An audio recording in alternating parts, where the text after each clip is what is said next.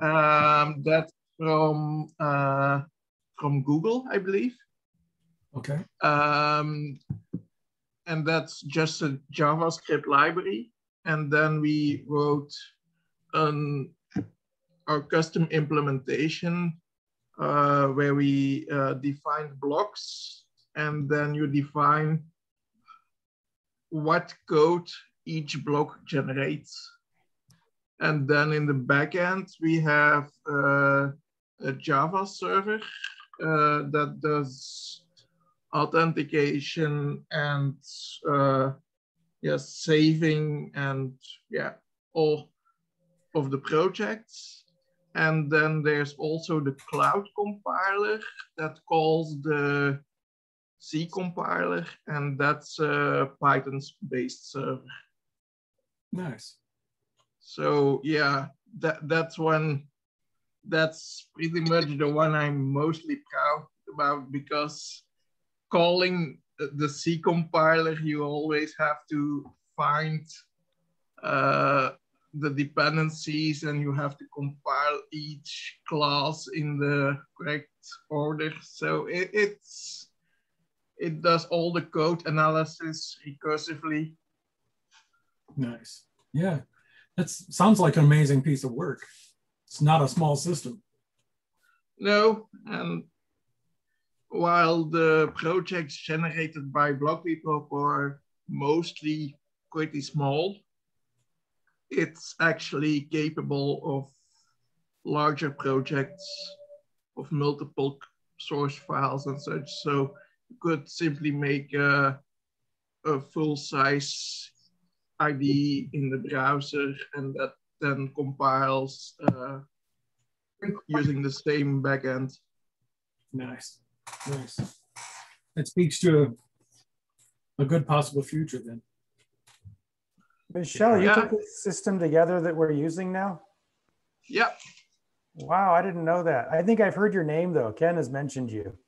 Yeah, it's been a couple years that I've been there. I've come 2 years after each other. The first year was more in first discussions after we started the project not so long before. And then the second time I spent a whole lot of time with, forgot his name from IT. Jim.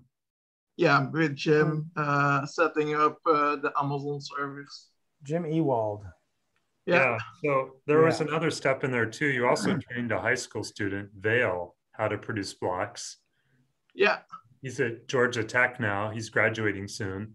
Yeah, everything you described is still in place in various forms, except the file storage is now local because of requirements from state, federal governments that we don't retain any student data of any kind or have any login. So that's true, but the whole cloud compiler linking is, of course, still in place and works quite well, but lots of changes through the years. It's a great system. Mm-hmm. Has Blockly been evolving at all? It's kind of a Google creation, right? You know, we went to the Blockly Developer Summit 2 years ago before the pandemic, and there was a new engine released and we applied it. We're using it. So it's like a lot of little fixes about user interface type stuff, but they're generally keeping it kind of the same. Their whole push was use Blockly for bigger projects, use it for machine control, use it for real world stuff. Yeah, well, it gets, I've used it a lot. When we taught those kids in China robotics using Blockly, and it works pretty well.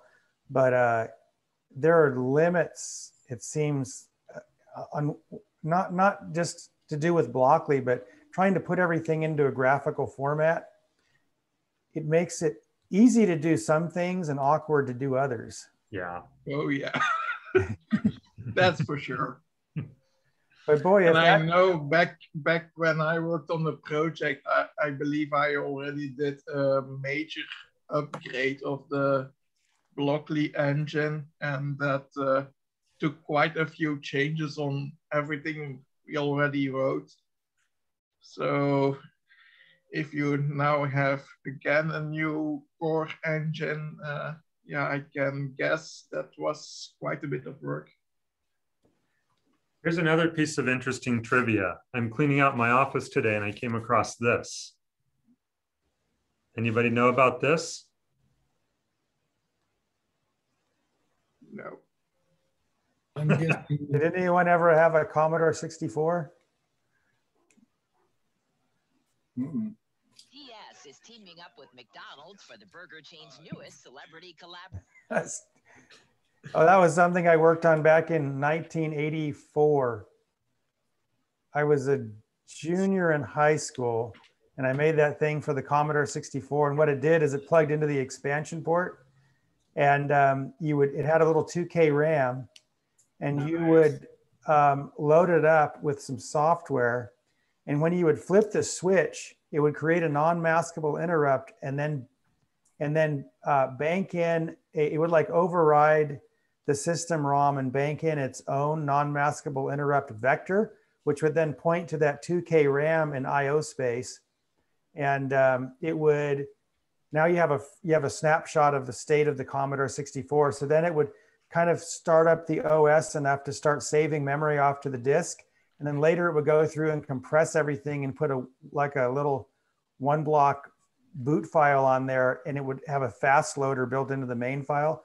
So just by loading that block file, it would automatically invoke a fast loader, which would load the rest of the big file, then run length, decompress it into memory, and then set everything up from where the interrupt occurred, and then do a return from interrupt, and then your app would start running again. So it was a way to copy video games that would completely bypass all of the disk-based protection that was big in that day. Just by taking a snapshot of the state of the machine. I think we sold about 7,000 of those things. That's wild. So They where were did the name come? $64. Where did the name come from? ISEPIC. No, it was ISEPIC. It was innovative engineering. That was this little business I started. I went downtown one day and got a business license, and then PIC, I don't know, ISEPIC. But it's funny that PIC was what we later worked on with the microchip parts. Mm-hmm. Yeah, I was feeling that interference when I saw the name. Yeah, that was a long time ago, but that was a lot of fun. Mm-hmm. All right, so everybody's here. I've started the recording a bit ago, so we can talk about anything P2 related, and then later anything related to anything that you guys want to discuss. Does anyone have anything they'd like to present? 97.5 FM Joplin.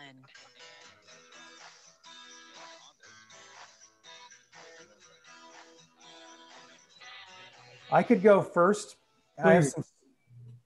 Stephen? No, please do. I don't have anything. Okay. This week. I think a couple posts of the forum, but that's it. Okay. You know, Gavin was on here last week from University of Virginia. He's on here the meeting now, and he had his students using the P2 to develop video games as kind of a first use of the chip, just as something that, you know, is visual, people can get a handle on the chip with. So he had written some sprite rendering routine, but there's not really much you can do through debug and plot trying to render sprites 1 pixel at a time. So, no effort could be good enough to get the bandwidth where it needed to be, from that way. So he suggested we add sprites. So I went ahead, and it only took, I want to show you the code. It's pretty funny. Let me pull up the thing here. So, what would it take to add sprites into the debug plot window? This is the question. Let me see if I can find it. And there's a lot of open mics. Maybe you just need to shut all the mics off.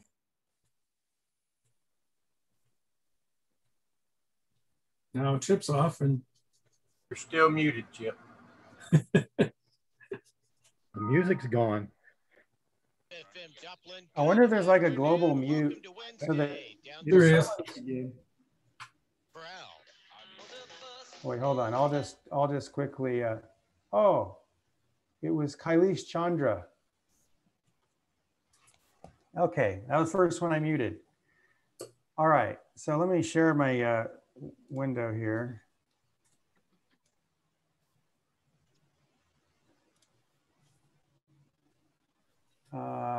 Wait a minute. Hold on. Okay, here we go. Now let me cut this. So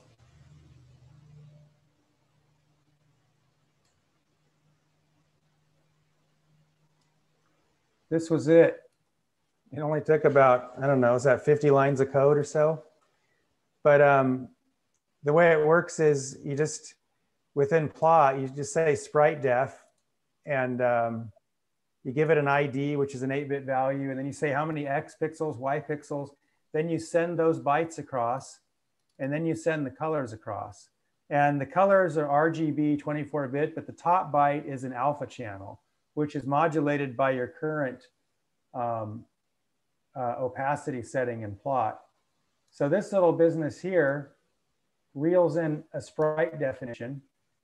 You know, it checks to see what parameters are coming in. This is written in Delphi.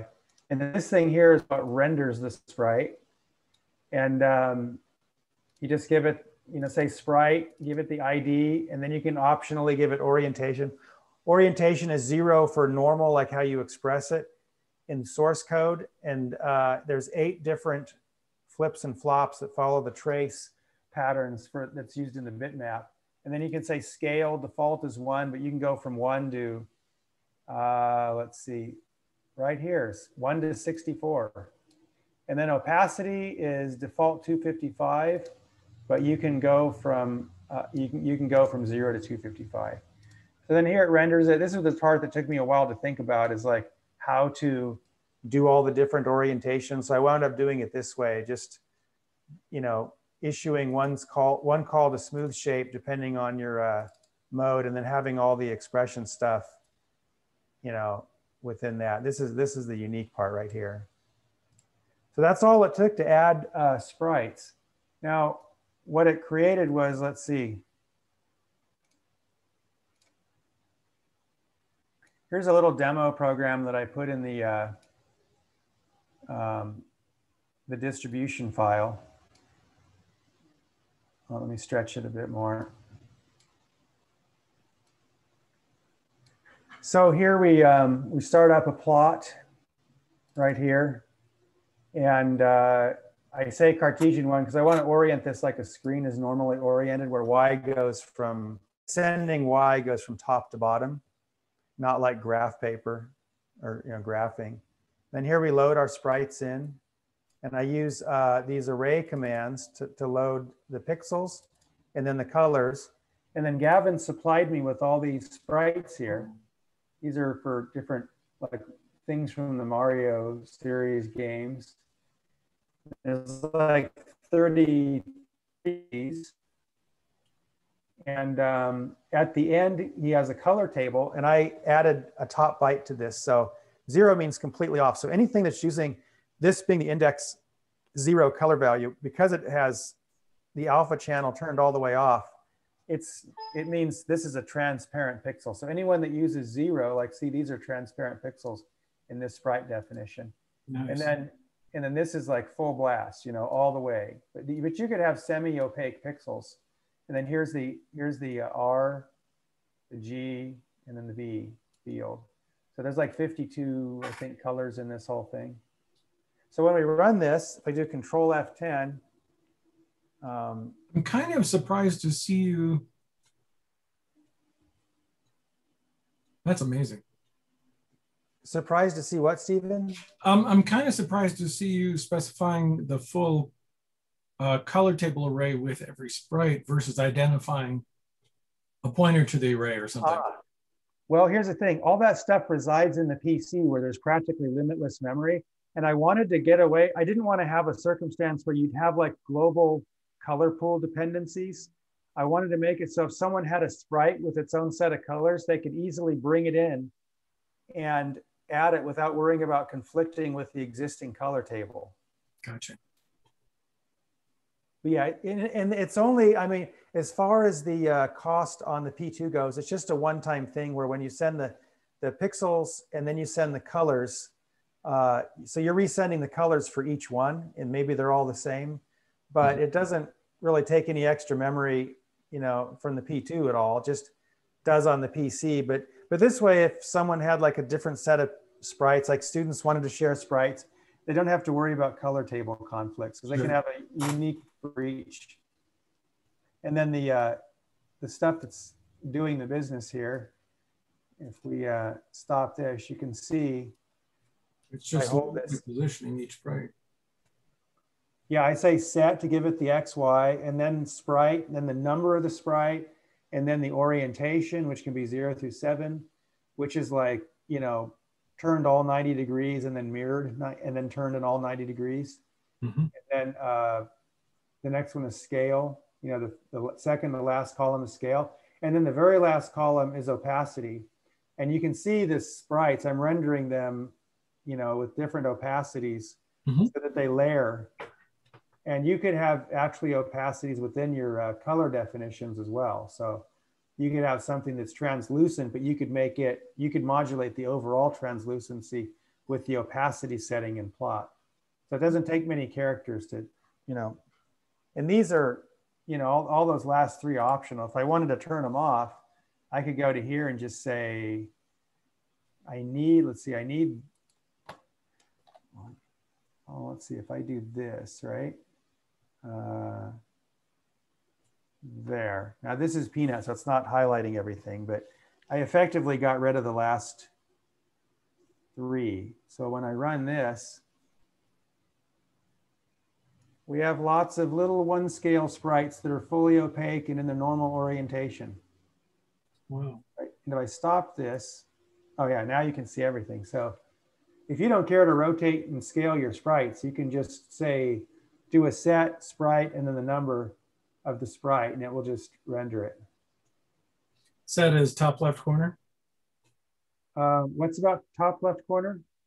I said the set is specifying location as top left. Yes, yeah. You know, I don't know if I say that in the docs, but that crossed my mind. But yeah, it's the top left coordinate of the sprite. That would be worth mentioning in the doc. Want to say that again? That would be worth mentioning in the documents. Yeah. They'd figure it out soon enough. But True. Yeah, it couldn't really be center because, you know, you might have an even number or there is no center, you know, for your X or Y. Correct. On the size.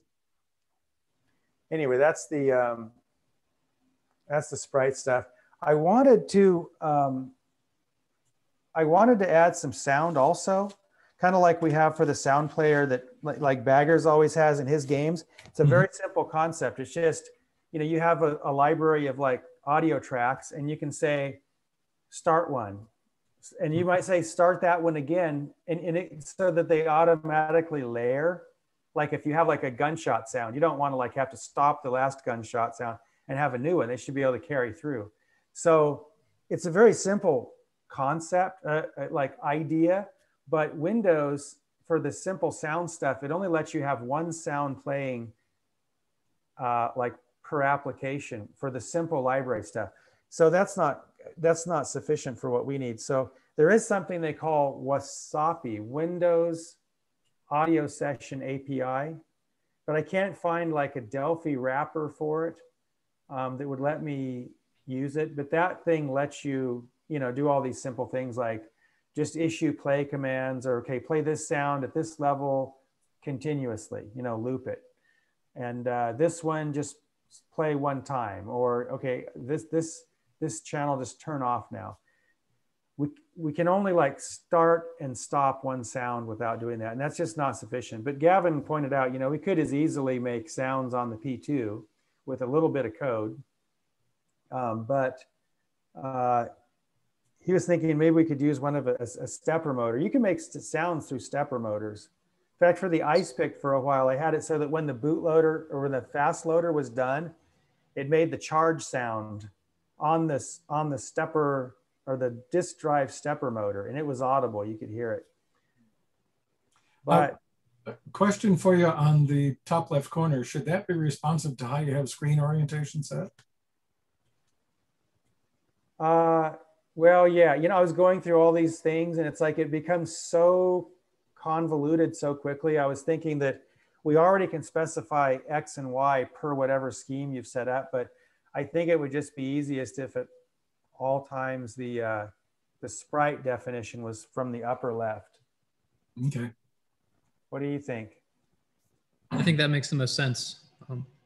I also played around with this a little bit, Chip, since you posted it on Saturday, and so I can show another demo real quick of it. Yes. Let me stop sharing here.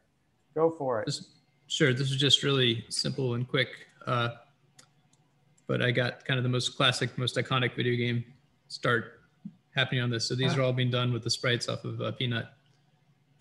So just by flipping the orientation of the Goomba, you make it look like he's running. And I've got a little potentiometer hooked up that'll read an analog input voltage to make Mario run. And it's just swapping out the pictures of his feet to make it look like he's running. Wow. And it's going through pictures of the question marks one at a time, like a flip book, to make them look like they're rotating. Nice. Very nice. So again, for those of you who missed last Wednesday, I had 87 students in my mechatronics course, third year mechanical engineering majors. And each one of them is a project had to build a video game just off of the debug, mostly using just Unicode characters as their player characters, but putting some interesting graphics in by drawing lasers as lines and boxes and stuff. So this, to me, video game programming is a wonderful hook to get students that are new to programming kind of addicted to it and kind of, you know, staying up all night working on things they think are fun. So it's it's an easy way to make things fun very quickly. So in the book that we're working on this summer, this is gonna be one of those kind of projects we recommend. So it's just kind of remarkable that Chip just took this in a couple hours, worked it into the plot debug. So this is much more fun. I was surprised at how simple it was. You know, it seems like something like that might be a little complex, but once you think about it and break it down, there's just a few pieces to it. And I already have all the other infrastructure in place. So it's just, you saw it was like maybe 50 lines of code, did the whole thing. Out of, I mean, this whole app here is like almost 4,000 lines. So it was just a small increment in size and it made it nicer. Gavin, how do you feel about the responsiveness of it now with the sprite mechanism? It's much faster, obviously, with the, because before I was drawing them as a plot dot, so 16 by 16 dots for each one of the sprites. That obviously just was really bogged down through the USB interface. Chip, one thing I need to work on you with is I think we need to clear the cache from the whatever's running the debug on the PC, because sometimes it doesn't load the sprites properly. And it's a matter of, you know, just how long I've turned off the chip before I turn it back on. So I'm guessing that's some kind of a cache clearing issue. Well, I think it might be that maybe the data starts streaming out before the window is open to receive it on the PC. That could be. So we have a thing called, can you recreate the problem right now? Yeah. If you put it something, a label called debug delay, debug underscore delay, then you can specify in milliseconds how long to delay before the debug data starts streaming out. And so that will give application. So right here, it's not showing the question marks, the 3 question mark sprites. Okay. I haven't just loaded it. So in the update part of this, I do have a delay every time it goes through, but maybe the very first time, is that what you're saying? I should. Yeah. It has to do with the very startup. Okay. Okay, let's see. Debug, be that part. It would go down or go up to the very top. Yep, this is the top, and then coming down. This is the first time where I'm bringing in the sprite definitions. Okay, so these are in the main loop. Just try putting. Okay, just go to the very top, right where you have a con block. So this is the very first debug initiation. Okay, so go to the first con block, or it can be any con block, like which is what the automatic is. It'd be whatever's at the very top of your program, right there. Okay. So below Clock Freak, say debug underscore d. Sorry, I lost the sound. And Chip is paused. I think he said debug underscore delay. Okay. Waiting for Chip to come back. It's in the spin 2 manual. I'll take a quick look. I think it's a value specifying milliseconds. Just at the beginning. So. Mm-hmm.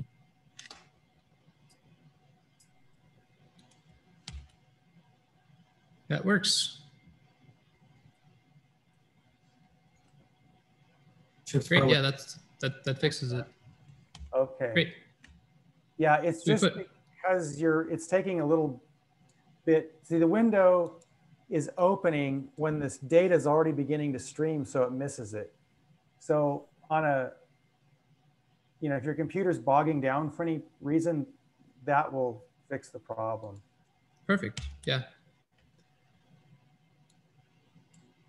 Wonderful. Hey, now that 100 milliseconds, you could turn that into something like 20 and it would still, where you do the loop. Oh, in the, well, it's actually, there's a bit of a human factor. I don't mean that top one, but that one there. Okay. There's a bit of a human factor as well with the,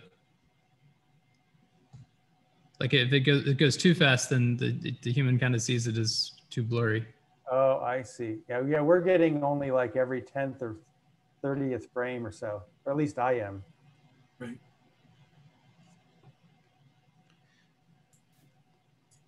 So one thing I was thinking, Chip, that what I have to do right now is draw the background every time I run through the main loop from scratch, because I'm clearing the plot each frame. So it would be neat if we could put, like you already have a bitmap debug system at work, if we can kind of layer those somehow. So you just draw the background once and then the sprites are kind of floating over top of it on a transparent layer. But this is all kind of icing on the cake. This right now is light years ahead of what we were doing just for fun this last semester. I think there's things like floating point are probably more important for the next couple of weeks, but at some point there might be some low hanging fruit just to tweak this a little bit. Again, sound would be cool, but I really think it's, we want to show off the Propeller chip. So if we can generate, wave files layered on top of each other, out of a pin, that's even cooler. And HDMI is interesting too. The beautiful thing about the debug is it doesn't add any cost to these kits we're trying to make for this assignment. And some students won't have HDMI monitors, but probably about 80% of them will have some access to a TV or something that'll take an HDMI input. They're all working at their computers with the screen already, so that makes the debug really easy. And again, just some kind of video game is a really fun way to get them hooked on digging into Spin 2. Yeah, it's funny. It's actually easier to make a layered sound player on the P2 than it is to just get windows to go along with what you want, from what I can tell anyway. But it's a convenience thing. If they can just, utilize their screen that they have with the sound system that they have, the speakers in the PC, without needing any kind of extra hookup. It is nice to make it available because it is very convenient. So the reason why I didn't think of that at first was because I started these video games back before the pandemic, when all the students would be working in my lab on one of these video game assignments, and have 20 students playing video games or all making noise all at the same time would drive me pretty crazy pretty quickly. So I deliberately did not have sound to start with, but I think as they're working on this stuff at their own homes, that'll make it more fun. Yeah. But again, we'll already have some kind of stepper motors in the kit. So rather than having to shell out for an extra speaker or an LM386 op amplifier, just make little crude sounds out of the stepper motors maybe. Yeah, you could do that, but you're very frequency limited, You have one of these? I do, yes. I haven't played with it yet though. Oh, there's a really good headphone amplifier on here. Although we found out it's not as good as it could be. We kind of went through a thing trying to figure out how we could get the best amplification. And we got into using film caps and gosh, I can't remember. We had a recipe all worked out. I think it was just to get a very high quality line out. I can't remember where we left off with that, but the DACs are capable of pretty decent sound. A huge thing in hi-fi is not simply distortion and things like this, but it's the simple ability to push a strong signal and get it to the other end where someone's going to use it. See, I have this stuff here. See that? This is made by a company called Pass Labs. We know these guys, and I have a stack. We bought these speakers from them when we finished P1, And then they kind of lent me this stack of stuff. There's a, whoops, where is it? There's like a phono stage, a preamp, and a power supply for those components. And it was amazing. Before I just had the speakers, before I had their stack of stuff, the sound wasn't that good and I couldn't figure it out. And when I got their preamp, it just completely clarified things. And what it was that they push a really strong signal down the wire. You know, whereas if you're even hundreds of ohms, which should be fine for a preamp, going over, you know, cables that are pretty capacitive, it can swamp it out and just really, you know, take it down several notches. But anyway, on our chip, we've got these stout DACs that are, you know, 75 ohms. And just by virtue of that, they're pretty hi-fi because they kick out a good strong signal that doesn't get diminished in the wiring path, which is almost always just incidental to anyone's setup.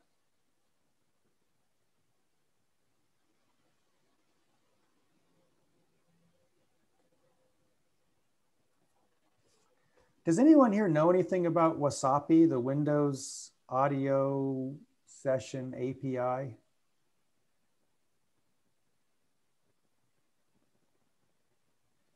I'll research it a little more before I throw in the towel, but so my thought was to do something just like for Sprites, be able to like maybe synthesize or have a recording and then just send it over to the PC. And then you can call that sound up whenever you want it. Hey, Chip. Yeah. You might want to have a look at, there's a piece of freeware I use all the time for audio editing called Audacity. Oh, I have Audacity, yeah. Yeah, and you know, you can have as many tracks as you want playing simultaneously. So there's not a problem playing a whole bunch of WAV files at the same time and having them come in and out when they want. Yeah, we just need to turn it into see about...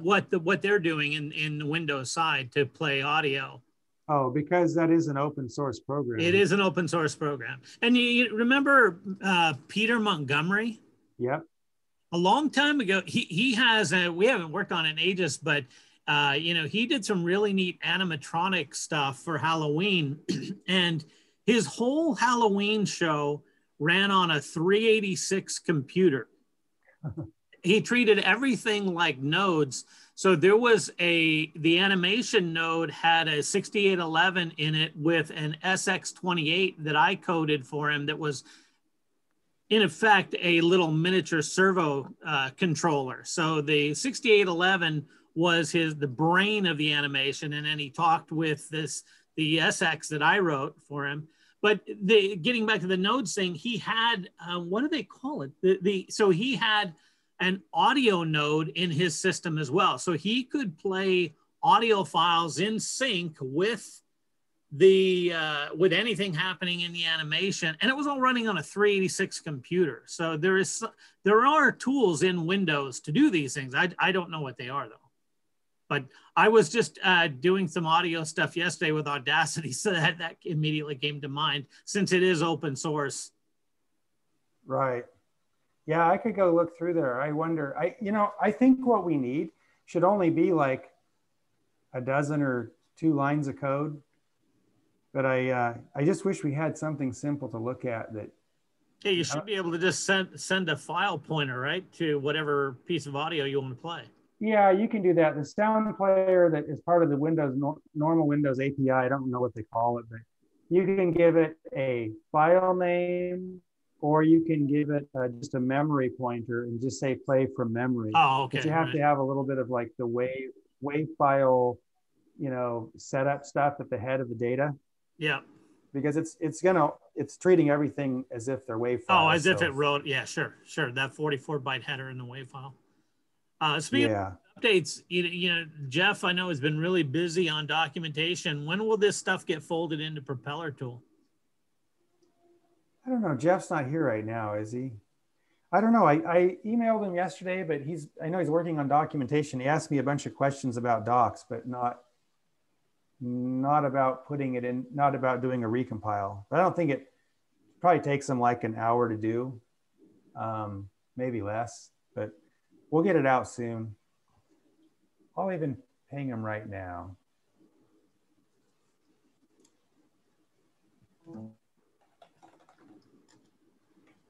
Okay.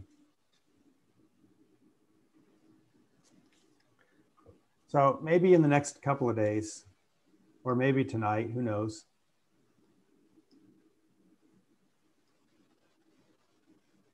So again, one next step, Chip, would be to try to add some kind of a bitmap background to everything. And Yes. since you already have the bitmap option for debugging, that might not be too difficult to implement. Yeah, so what just we like could do. there's some file on the PC that you just kind of load that bitmap into the background, and it's always kind of automatically drawn. Yeah, John McPhailin was asking about that earlier too. Like if you wanted to do an analog panel meter, you could have a picture of one and then just draw the needle. Yeah, that'd be huge. Yeah, So I think the way to implement that would be just to load it, just say I want a background, just set a background and give it, well, maybe we could just give it a file name on the PC side. Yeah, that's what Gavin was suggesting. That makes sense. Yeah, the P2 shouldn't buffer a giant bitmap. No. And then it'll just always use that as the background. So whenever you do a clear, it basically just resets the image instead of to whatever the background color is, just resets it to that bitmap. Yeah, that'd be awesome. Thanks. Yeah, okay, so I'm gonna write that, add bitmap. That's probably not a hard thing to add at all.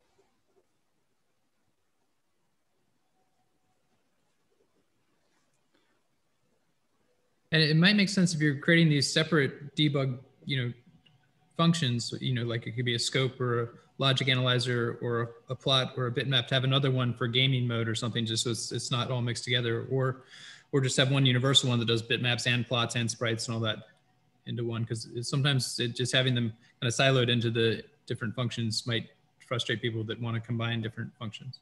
Yeah, when I started adding the sound before I realized it wasn't going to be what we needed, I just added it into plot. I'd always figured of making a separate sound player, which I could do, but it's not very versatile. It's not good for like real-time dynamic stuff.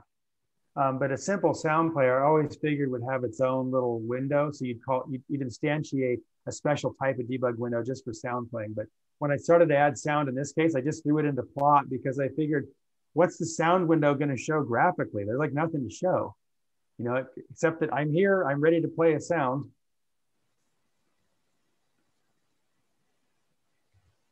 But we'll see if we can figure out how to use Wasapi, or there's another thing called AS audio, and I don't remember what AS stands for, but hopefully it's not too complicated. These things should be simple, but they have ways of getting complicated.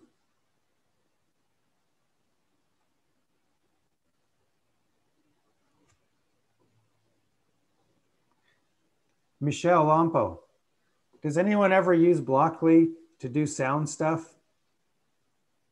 I've been out of Blockly for quite a while. I actually started it because I saw on the forums that people would like to have one, but as a software engineer myself, graphical programming is not something I really like. Well, so I made it for others. Yeah. Well, it's kind of a hard thing. I mean, everybody would love the idea. The raw notion sounds fantastic. And it's amazing what Blockly is able to accomplish with a little scheme of fitting parts within parts. It actually is pretty amazing how it all works, because you could take someone off the street and have them modify a Blockly application if they have any feel for, looking at something and making a change. They could do that, but you can't do like application level stuff easily, because you just don't, like, modality and things is hard in Blockly prop. Yeah. Or Blockly, I should say. For me, the thing that makes Blockly the most interesting is you don't have to care about the syntax. So if you're already a programmer, you can create your logic and then look at the generated code and then learn the syntax that way, and then go to editing syntax yourself to make more complicated things. Yeah. because I'm not used to C myself. I'm 95% Java, and for the rest it's Python. So.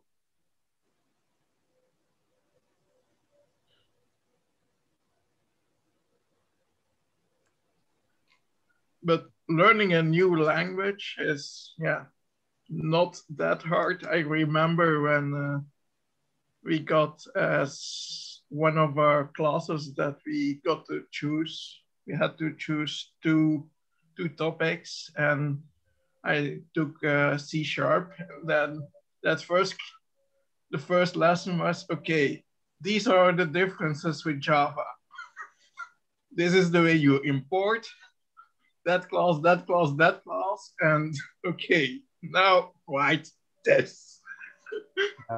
That's like, okay. It's just finding, okay, what's the different syntax? Yeah. The only strange thing is that don't ask me to write JavaScript because it never works. I just don't get it. I don't know enough I leave to know all anything front-end stuff for my colleagues. I do all the back ends. Well, so what are you doing today? I write software for hospitals mainly. I see. Well, I say mainly because we're now working on installing our product in the airport of Copenhagen to do COVID tests.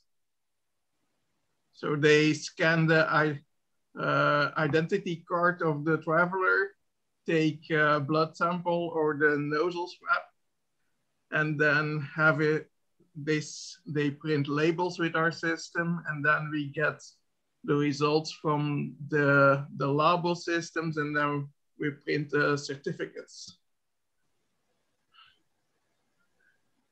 And yeah, we have a mobile client and a desktop client, and usually in hospitals, they do it for blood taking, medication, giving medication, taking vital signs, all those things. So a lot of it is integration with other systems in hospitals and bring it in a unified interface on mobile devices. I see. So that's where I'm working on the last, I don't know, like 6 years or something. I see. Well, what inspired you to come here today? My love for the Propeller. Okay. I started with the Propeller long time ago, and I did buy myself the Propeller 2 where you can add the boards on 4 sides, I believe. I haven't used it yet, but yeah, I'm hoping to get some inspiration and get to working on it a bit, because yeah, I do have like 20, 25 different hobbies. So I understand that. Each hobby has only a limited time. Right. When I worked on Blockly, yeah, that was a different time where I really spent many hours a week working on it. My boss actually wanted to pay me to work after hours because he couldn't get me to stop programming. So yeah. I just checked, Michael, and in the Blockly prop, you do have sound to answer Chip's original question. You've got ways to be able to do frequency output and text to speech even, and wave files, all in Blockly props. So thank you, Michael, for this. I've actually used it in teaching middle and high school students too, just getting them started with the Propeller chips. This has been really fun. Yeah, I think those blocks came after I stopped working on the project. Like, I started it on the forum, and then Ken contacted me because it was so interesting, and then I got a whole lot of input from Parallax to get the things they wanted to focus on. I worked with Jeff, and so to get their most important things. In the beginning, it even allowed to generate spin. Right.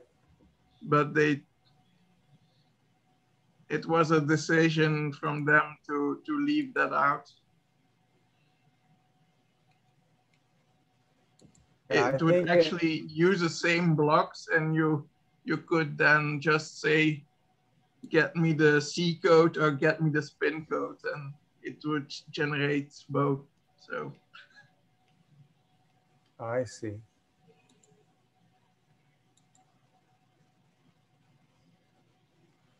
Speaking of spin, you know, we had this ongoing thing about not having floating point, and this week I've been getting interrupted a lot from all kinds of things. But let me share my screen here.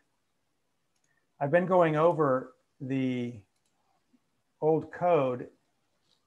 You know, I know this is the float math file.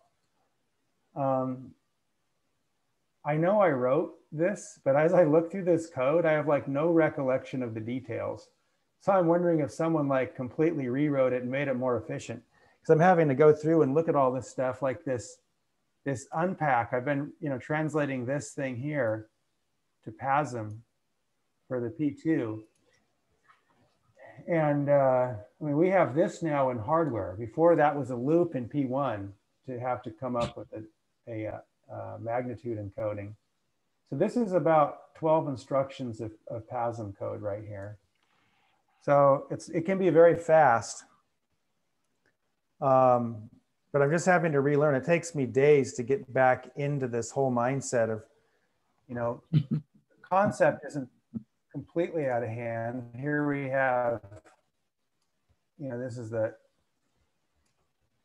this business here. Oops. This is how a 32-bit float is encoded. You have 23 bits of mantissa with an implied leading 1, which is not shown because it just wastes a bit to have it. And you have an 8-bit exponent and a 1-bit sign. So the MSB is the sign, and then the next byte is the exponent, and then all remaining bits are mantissa. So I don't think that the whole floating point code would be over like 100 instructions. Wouldn't be that big. Might be less. And it would run pretty quickly too. But the harder thing is like, is how to integrate it into the language syntactically without introducing types, because types complicate everything. And so Gavin was mentioning the idea of just using like, you know, period after, and this has come up before. So you have plus, minus, asterisk for multiply, slash for divide. And when you see those operators in the compiler that have a period after them, that means do a floating point operation. So we don't have to wrap everything in floating point functions with names like fadd, fmul, because it really obscures the intent of what you're trying to compute. So I'm going to write the floating point stuff and get it running in the interpreter. And then there's a lot of compiler integration to do to fit it in there. It's actually easier to get it running in the interpreter than it is to marry it to the compiler and then get all the syntax stuff working right. But it should be good. I mean, it's going to be pretty fast, and it's single precision, which is like 7.2 significant digits, which is not everything, but it's good for most stuff. I mean, there was a time when that would have been like good enough for anything. Hey, now aside from, do you guys have any guidance on, like, aside from multiply, divide, add, subtract, are there any floating point operations? And then there's the conversions, you know, there's integer to float, and then the float to integer in the form of round and trunk. But what about other math operations? Of course, we need square root, right? That's what any calculator should have. I'm going to bring up some of the previous ones from T1 just so we can look at that. So there were the float 32 that Cam Thompson made in assembly, and then the 32 full. So that the full one took, I think, 3 cogs, but it had all these different floating point. Whereas the float 32 was like the float math that you'd written a long time ago, Chip, that was just in spin. So this one has just the basics. So I guess this would be the starting point for your question. Okay, yes. And you know, the Cordic will solve almost every one of these odd problems, like power and... And what is the accuracy of the Cordic versus the single precision? Is it similar? Well, the Cordic is like raw 32 bits accuracy. So whatever fits in 30, well, for things like sine and cosine, it's going to be super accurate because 32 bits is quite a bit more than a 23-bit mantissa. But the floating point is needed when computing things like tangents, when you're dividing those kinds of numbers by each other. That's when float precision starts to matter more, I think. But all this stuff is pretty, it's not very hard. The Cordic can do all of our log and exponent functions. It can do all the transcendentals. And we can put an ATAN2 in there. We could do all of the arc functions. But this is all expanding the interpreter as you do this. So I think that, yeah. You're right. So just keep in mind as you're trying to work out the interpreter that you can look through whatever Cam Thompson did to work all this out in assembly before in P1 assembly. What was and then also remember that Eric Smith has created this binary float support as well. And I've been testing this out a little bit. I kind of made a crude calculator to mess around with this just to kind of test it.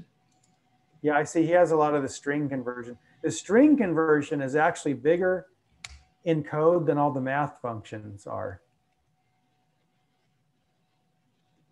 So because the string conversion,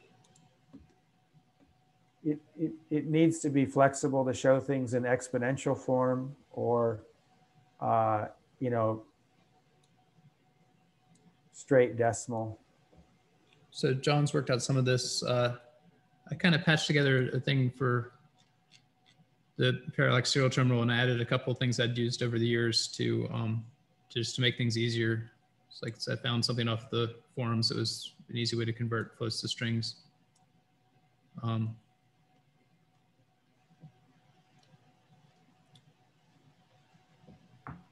But anyway, do check out the binary float that Eric Smith's already worked out. The one thing I didn't like about this, the thing I mentioned just in email, was that it rounds to the nearest even, which is kind of weird if you have like 2.5 rounding down to 2 rather than up to 3. What you learned in math class. Oh, right, which is the real. So he has this sticky factor that he explains in here, but that left me scratching my head a little bit. But I'm sure it's the official way to do it. Whereas I didn't find that in your original float math from Spin. So this one rounded the way you'd expect. Okay, well, so there's no preference for rounding to even than odd, right?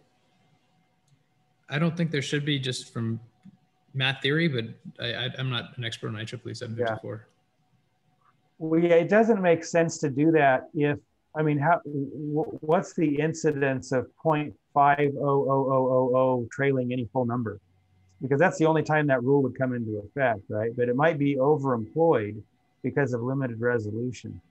Or just people that are, coming out of a math class and brand new to programming, they're trying to test it out and do 2.5 plus 2.5 or something. Yeah. Now, Gavin and Chip, since most of our environment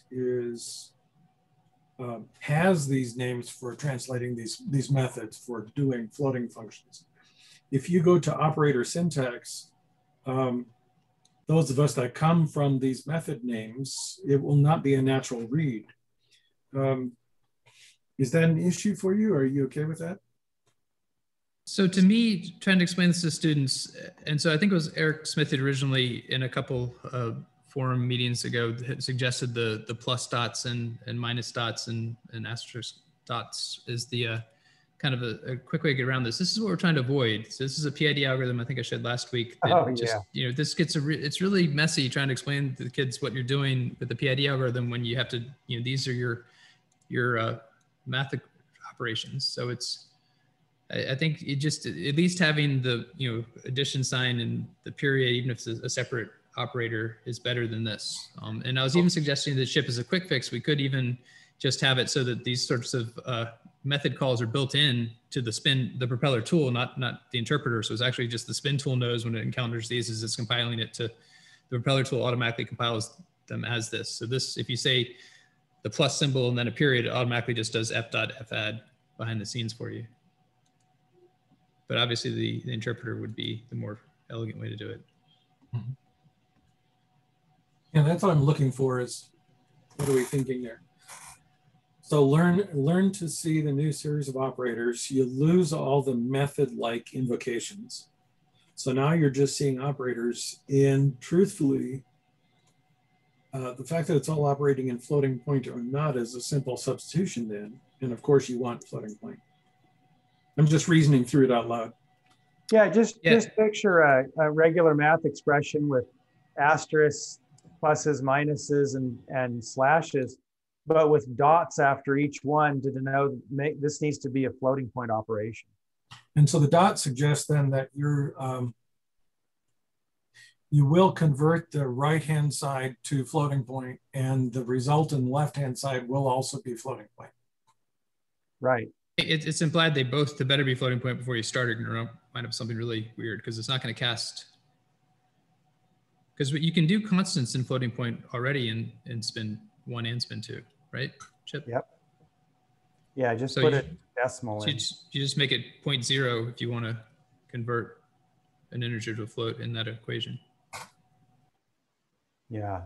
So what you're suggesting is that I'd have to convert an integer variable to a floating variable before I invoke the multiply. Yeah, but you could do that in context. You could just say float and then put your integer, you know, within the floating point expression. So then you'll move the float limitation from constant only to available in this full body syntax. Yeah. Yeah. Okay. That suggested, Chip, the shortcut, something like the pound number sign dot is to convert an integer to a floating point, or something like the approximate pound symbol dot. That's cool, yeah. Or approximation dot equals rounded up or down to an integer again. Now we're used to float, trunk, and seal. Do we want to think in those three, or are the round and trunk fine? So I'm not familiar with applications where we want to use truncate instead of round. As an engineer, I'm always just trying to get as close as possible, knowing it's never going to be close enough. Okay. So when do you use truncate? Trunk is necessary. I've used it when I'm going back to binary indexing or addressing or something, and I don't want any, you know, I just want whole numbers that are down to the next whole number, not rolling up and causing a buffer overflow or something. Mm-hmm. Or some kind of pointer overflow.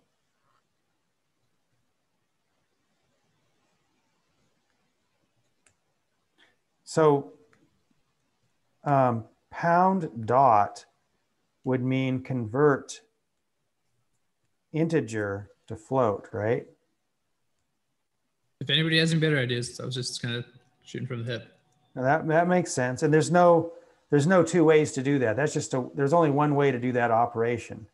Going from float to int, there's a whole host of issues, but int to float, it's pretty simplex.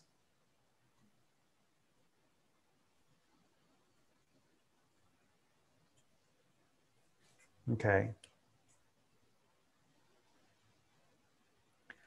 Yeah, well, that would get that would be a nice way to handle integers, you know, and bring them into floating point equations.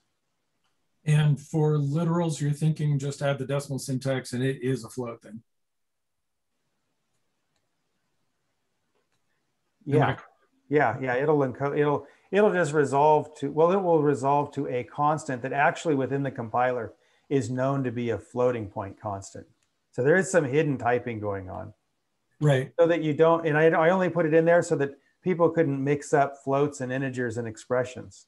Nice. Yeah. Just sufficient typing to keep you honest inside the compiler. Yeah.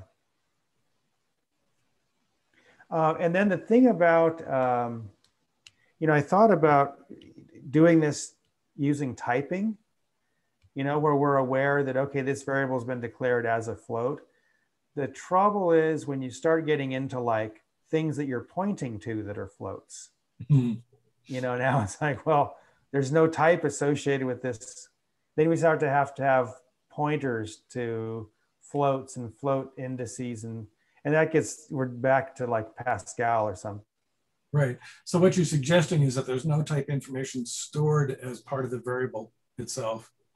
And so you can't runtime interpret. I was thinking of ways around this, and one thing I was thinking is we've got so much RAM on this P2 chip, relatively, you know, 512 kilobytes. Why don't we could just allocate a couple hundred, you know, addresses that whenever you store something in there, it's going to be a float, you know, kind of by default. So you just know that if you want to throw in a floating point number somewhere, just if it's in that range of addresses. And that could only be if you invoke the float mode at the beginning of your program somehow, and otherwise it's just all identical. Yeah. It's an interesting variation on a theme. I don't know what to think about it yet, but it's an interesting variation. That reminds me of like CNC machines or something. Yeah. Fortran used namespaces, right? To do, or yeah, fractured the namespace by doing letter prefixes to the, telling you the variable type. It's all kind of a form of overloading in some way, which we tend to right.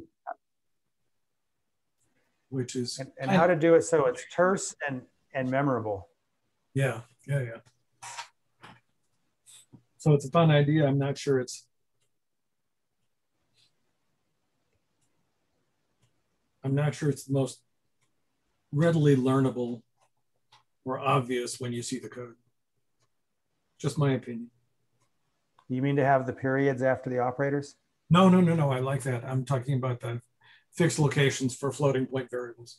Oh, yeah. The trouble is then what if they wanted to have some huge array for some reason somewhere that wouldn't have fit in that? Well, I was looking kind of like stack space. So you're required to generate a stack space whenever you create a new cog that's going to run the interpreter. And so maybe it's sort of like whenever you want to create floating point, you have to create a floating point stack space, kind of where you just have an array of RAM you're dedicating to storing the variables. And that way you just know that whenever you're pointing at those locations, that's going to be a floating point number. Yeah. Yeah, this subject is really fascinating. I've always gone around and around in my head with this, and this whole thing about putting periods after operators is really revelatory to me. It's like, whoa, that like totally nips a lot of the problem in the bud. Almost. Nothing gets it all the way in the bud, but it's a pretty decent way to do it because it circumvents the typing fiasco. Well, and I'm sitting here looking at having to convert a bunch of code right now and not being super proficient at seeing floating point and visualizing then integer equivalents. And I'm looking forward to your having this floating point and saying, oh, that'll make life a lot easier for me. Yeah. Yeah, sometimes floating point is really useful. There are some places I use it in these debug windows where it's kind of necessary, I guess, but it's also really seductive to lure people just into trouble where they would have been better off with integers and, you know, maybe some few bits of fractional space. And before hardware floating point, there was always a runtime consideration that we had to care about. Yeah. You know, in earlier processors. And so yeah, kind of nice not to have to think about it anymore. Hi, Ray. You're muted. Good morning. I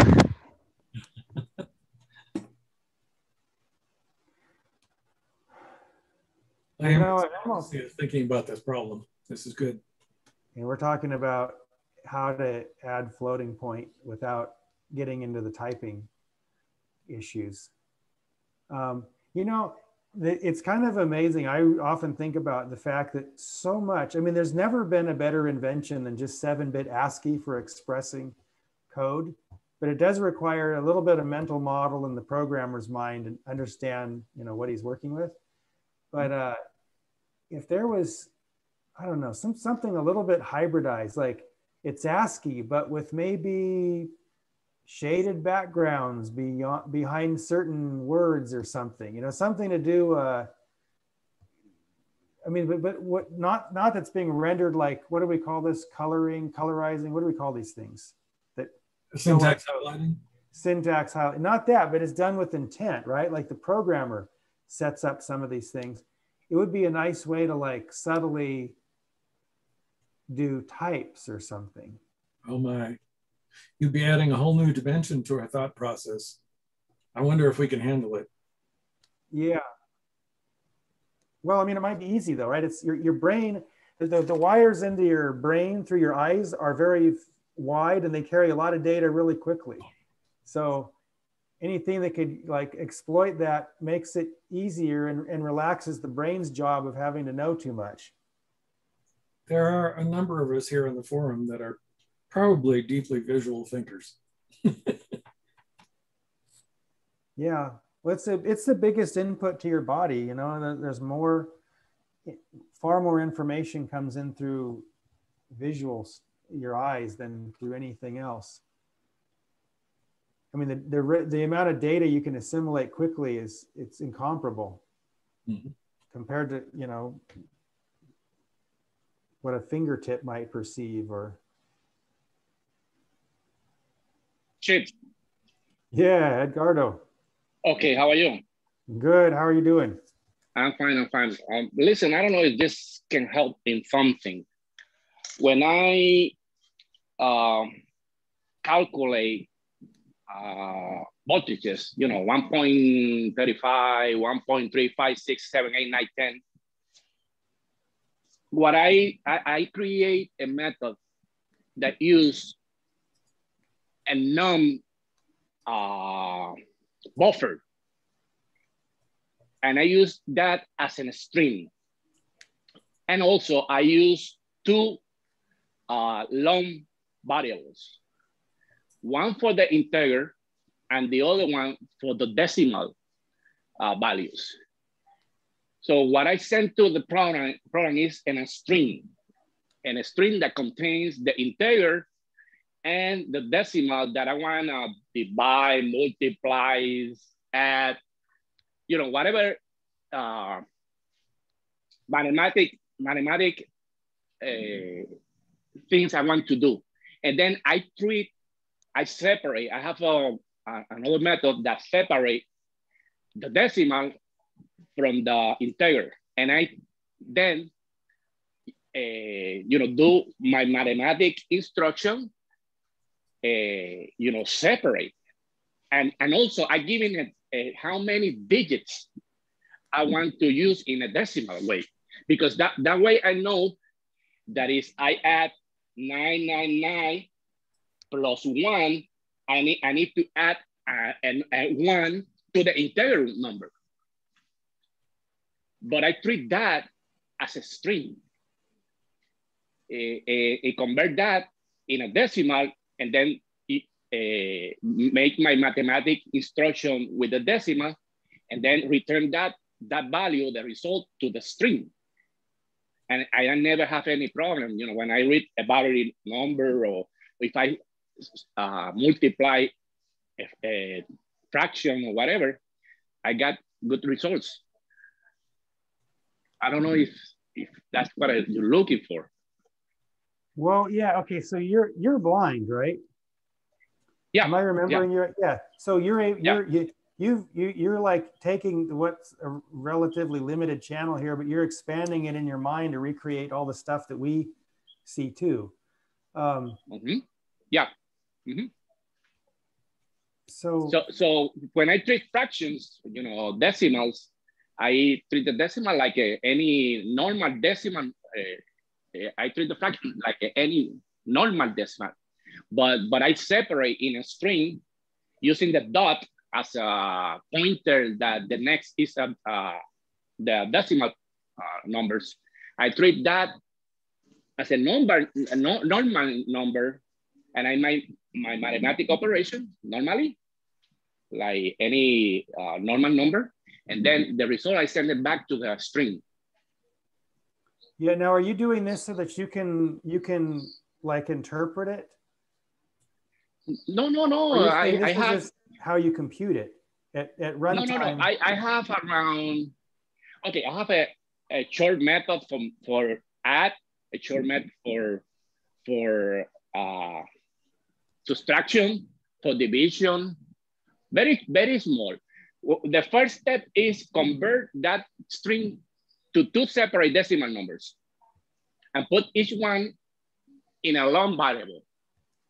Okay, then I make my mathematics. Okay. You've got left of the decimal point and right of the decimal point longs, right? Yeah, and then I made my regular mathematical operation. If the decimals is bigger than the digits that I decide, the maximum of digits, like let's say that I want 3 digits, 999, and suddenly I add 0.999 to 0.001. My result is, because I have 3 digits, my result is 000, and I have a 1 floating for the integer number. You know, a normal decimal subtraction, but I decide how many digits I want to use. That detail tell me if the number that I add or subtract or divide, the result is I have to use it for the integer number. Okay, so what you're doing is you're doing fixed point math with fixed numbers of digits, right? Yes. And I use string because that way I can have unlimited decimal points. Right. Well, not unlimited, but how the number that the long can bring me, and you know, I can make without no problem subtraction, division, or any kind of arithmetic structure. Right. I test that with 7 digits and have no problem, and I use that to read a battery voltage, and I have the precision of 15 bits. That is the ADS 1115, something like that. Okay. And I get 1.3489, around 4 or 5 digits. Mm-hmm. That's the way that I treat the floatings. Yes. That's the way I use. So are you familiar with how the idea behind floating point? What do you mean? The idea? Floating Why haven't? I don't know what else it would be called, but it's an idea where you have like a fixed number of bits that are just for digits, and then you have an exponent. Part of your overall number now has so many bits that are just dedicated to exponent, which can be like, you know, from minus, let's say 127 to, or minus 128 to plus 127 if they're 8 bits. And then you have a separate sign bit. So that's, so this is like, we're going to implement in the P2 something that's conforming to the IEEE 754 format, I think it's called. And it uses it. So it's like what you're talking about, but rather than have a fixed number on either side of the decimal point can move all around. And so when you do operations like adds and subtracts, it's a little tricky because you have to figure out, you have to take your mantisses, which are the digit portions, and you have to kind of slide them against each other at an appropriate offset before you do the operation. Then you have to come up with what the final exponent is. Now, for things like, that's why I use string. In the case, okay, if you got 4 digits after the point, like my sample again, 9.999. Yeah. And I'm gonna add 0.001. That means that the result is gonna be 0.000 because I decide that my result is gonna have 3 digits. So always I'm gonna have 3 digits. Doesn't matter that the result is 0. I'm gonna have 3 digits. But that one is added to the integer in the case that I make an adding arithmetic operation. Yeah. So I have no problem if I add, subtract, divide, whatever decimal numbers. If I decide how many digits, and then I convert that from a regular decimal to a string, because I need string also for my MBM module, the natural voice module, is use string. Is string oriented. Mm-hmm. Yeah, I see what you're saying. Yeah, that's the way. I don't know if that work is the right way or not, but. Well, no, but I tested with any kind of number. Oh, I make a routine to test that, and also I have a routine to add a number. So if I have a 1.05 and I decide to add increment for by 1 or 2, I convert everything to string and string to a number. Yeah. Now I see what you're saying. That the thing about floating point though, say that you have a situation where you have 2 very small numbers that you have to divide by each other, right? So you have some digits that are a few least significant digits that are way right of the decimal point.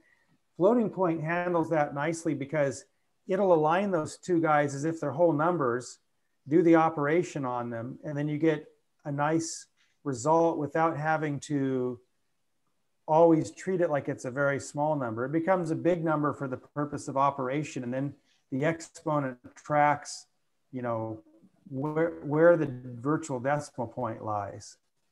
Mm-hmm. Okay. It's kind of, it's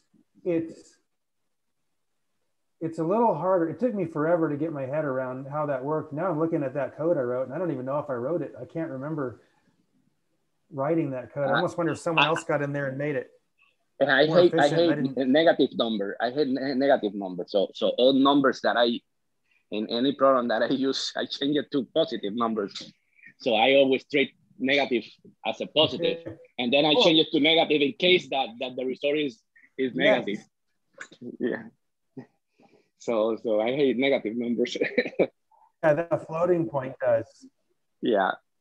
No, floating point dedicates a bit just for the sign, the SIGN of the number, so that you can do all of your multiplies and divides with positive numbers, which is more sensible. Yeah. And then I set a flag. Just use math rules about the extra. Yeah, I have a flag. Yeah, and I set that flag in my process. It is negative. I set that flag. Yes. Mm-hmm. I see. Mm-hmm. I have pending my demo, but I want, because everything I have is in Spanish, so it's not because it's complicated. It's because also I have to modify my cameras and everything here to illustrate everybody what I'm doing. Right. It's almost done. Okay, yeah, if you want to demonstrate that to us sometime, you're welcome. That'd be great. Yeah, my MBM module, my natural voice module, the module that speak in natural voice. Yeah. Yeah, and I have a good demo. I create a menu using the MDM. A menu that you can apply to any products. Okay. Yeah, I remember you were talking about that. Yeah, helping the handicapped people. You know, this application that I'm going to show you later on is, you know, every BMS battery management system have a display, so everybody can handle a BMS, no problem. You can see how many voltage the battery have, or how many current, everything nice for everybody that can see. But I translate that. I change that to a system that doesn't use a display. It's everything is talking. So it's gonna tell you everything that is in display by voice. So it's part of the products that I'm gonna show you in the demos. I'm working on make that in English. Yes. You know, the fact that you're able to like navigate and come here and do all this stuff, it implies that actually the information that's needed is quite seminal and small, because it can be like the meaning. If you can just get the meaning of something and then expand it within your mind, you can actually get a lot of the same perception, which is surprising. Yeah. You know, a few minutes ago, somebody said that you asked why he is here in the photo. He said, because the propeller, right? And I almost needed to press the button and say, me too.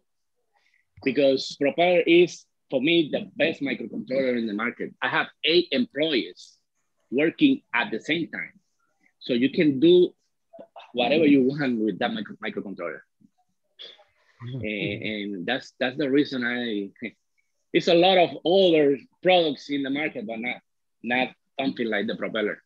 And I use the Propeller 1. I have a Propeller 2 here, but I use the Propeller 1. And I do everything what I want to do with the Propeller 1. Cool. Yeah, yeah.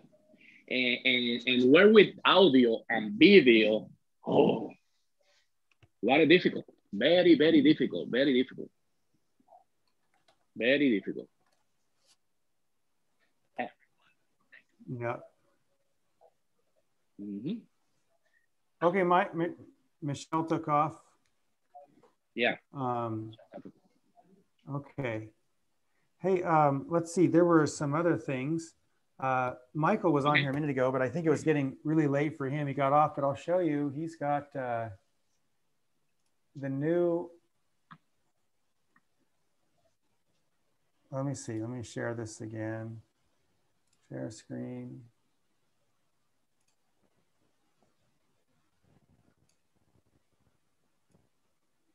There. You guys see this?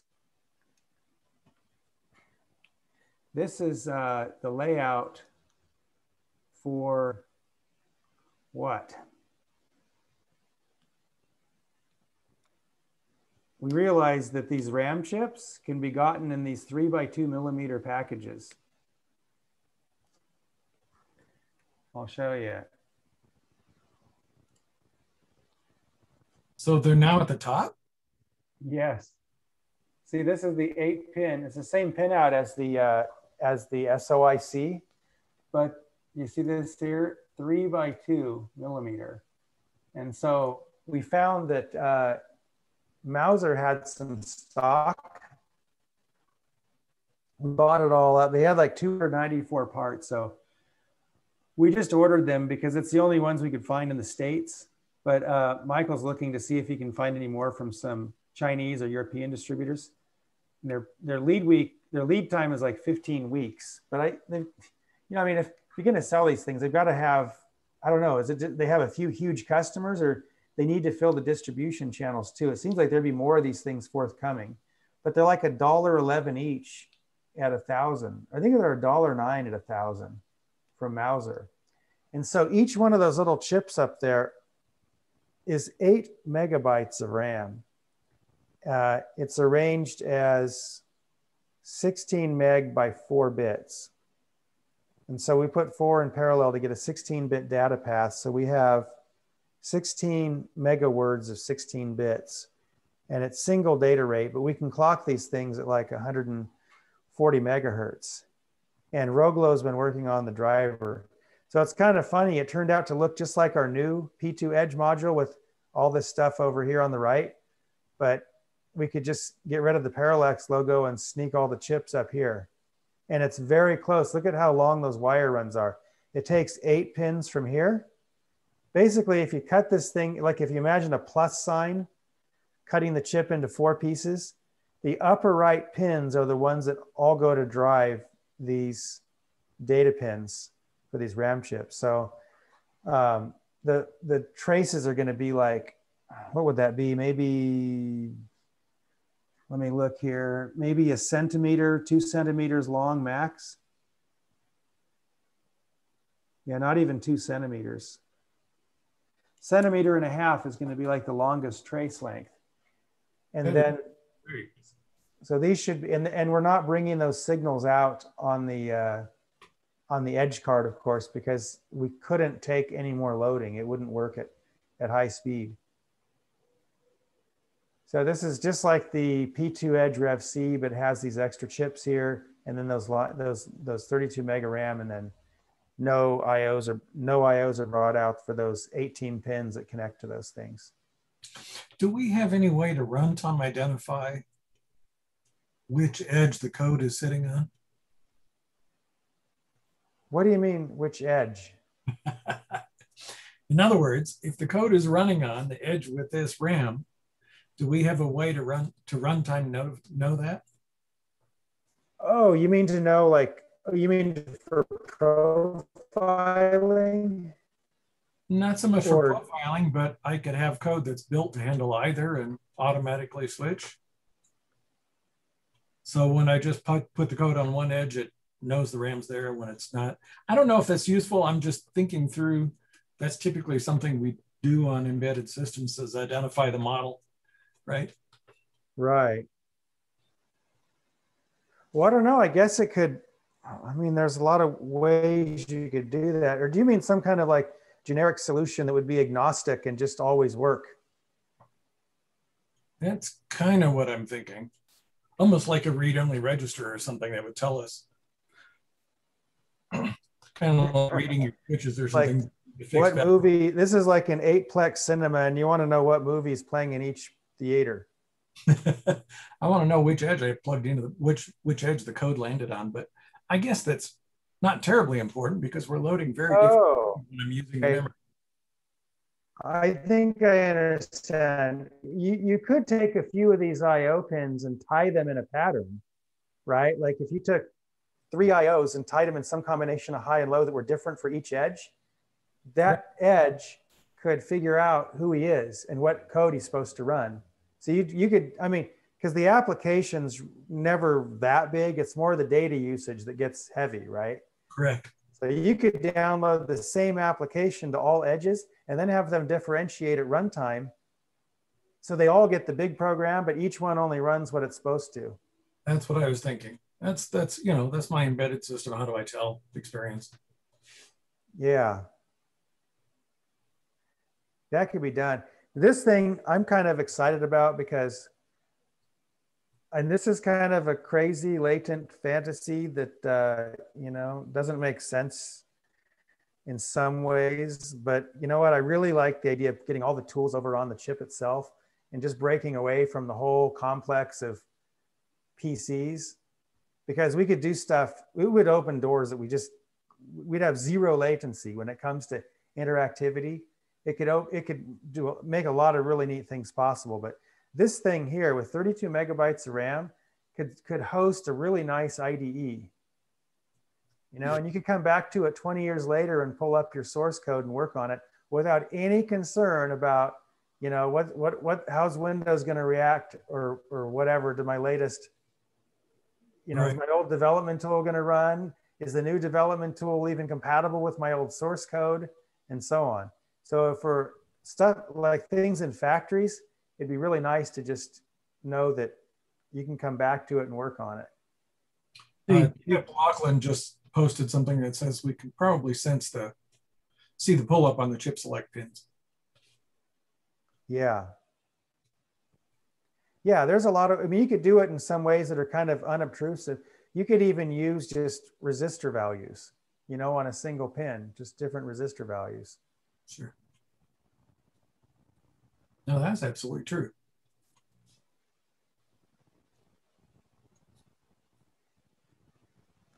But this, you know, for when PCs had 32 megabytes of RAM, that was in what, maybe, I don't know, was that 2004 or 5, around there?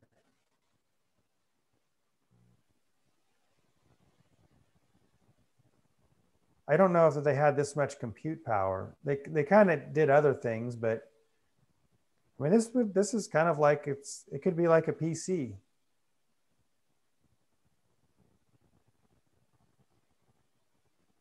Trying to talk to you without having my mouse on the right window. Couldn't unmute. Yeah, yeah. We have the Wix board, the Wi-Fi board, that has a processor on it. If that were attached, wouldn't we be running the editor and over there, the browser pointed to that? Oh yeah, yeah. I mean, so then the compiler and stuff could run over there if that thing had enough RAM and storage. Oh, yeah. I think if we had an 8266 with a sufficiently large flash chip, which is, you know, 30 cents, it could deliver an IDE to a web browser. Yeah, and then that's possible. Putting the full IDE written in TypeScript on that thing wouldn't be tough at all, which is JavaScript. Yeah. Yeah, there are so many. I don't really know enough about that to think about it clearly. If I understood more, I might be thinking differently about all this stuff. So I revert to thinking about what can I absolutely control that I know will work, right? Without any dependencies. Right. I think that still offers a self-contained, fully embedded solution. It's just out on that piece of hardware instead of on the P2 right itself. And that gives you the full network and Wi-Fi connectivity. Mm-hmm. So that's probably worth a tiny prototype to see if the thing would work. And then we can just flush out the prototype. Mm-hmm. Yeah, I think you know something about this. Maybe some of you other guys do, but I don't know what I don't know about those kinds of things. I try to learn, but it's just like scaling a vertical, slippery wall. I just can't figure out how to get up it. Gavin, do you know much about those things? I sent you a link to the Raspberry Pi thing that Seed Studio out of China is doing with a keyboard that has a whole IDE and everything kind of built in. I saw that. But I mean, that's running off of an ARM it's like 1.8 gigahertz and 4 cores and stuff. So, I mean, again, as I've been saying, we've kind of got a neat niche here where this is kind of perfect for pushing and pulling on the world, and its I/O pins can run circles around the simple but fast Raspberry Pi ones, and it's not juggling a whole Linux kernel while it's doing everything. So I think while it's cool to try to do everything, I think this does one thing really well, which is kind of interface with the real world. And I think somebody came up with something called the Pi Hat several years ago, where it's basically a Raspberry Pi daughter board that had a Propeller 1 on it. And I thought that was really clever kind of merger of two kind of specialists. So that's kind of my take on it. Is I don't know that you can really compete at the price point that the Raspberry Pi stuff's coming out in that realm. So, Gavin, I don't know if you've been following, but we have a project coming out of Australia that Peter's doing called P2D2, and it has the RPI header already, and so it's not going to be technically a hat, because it doesn't have all the identification support, but it would have full communication, bidirectional communication over 4 different interfaces possible, because it's mounted on that header. We're waiting for that to make progress, but that's going to be exciting because we can play with I2C, one wire, and we can play with SPI and just basic GPIO as well. Again, that's what really makes this cool, is all the things you need to play with, So that's the trick. Gavin, do you remember, you've been playing with computers for a long time. Did you ever have any, I mean, how old were you when like the Apple II was current?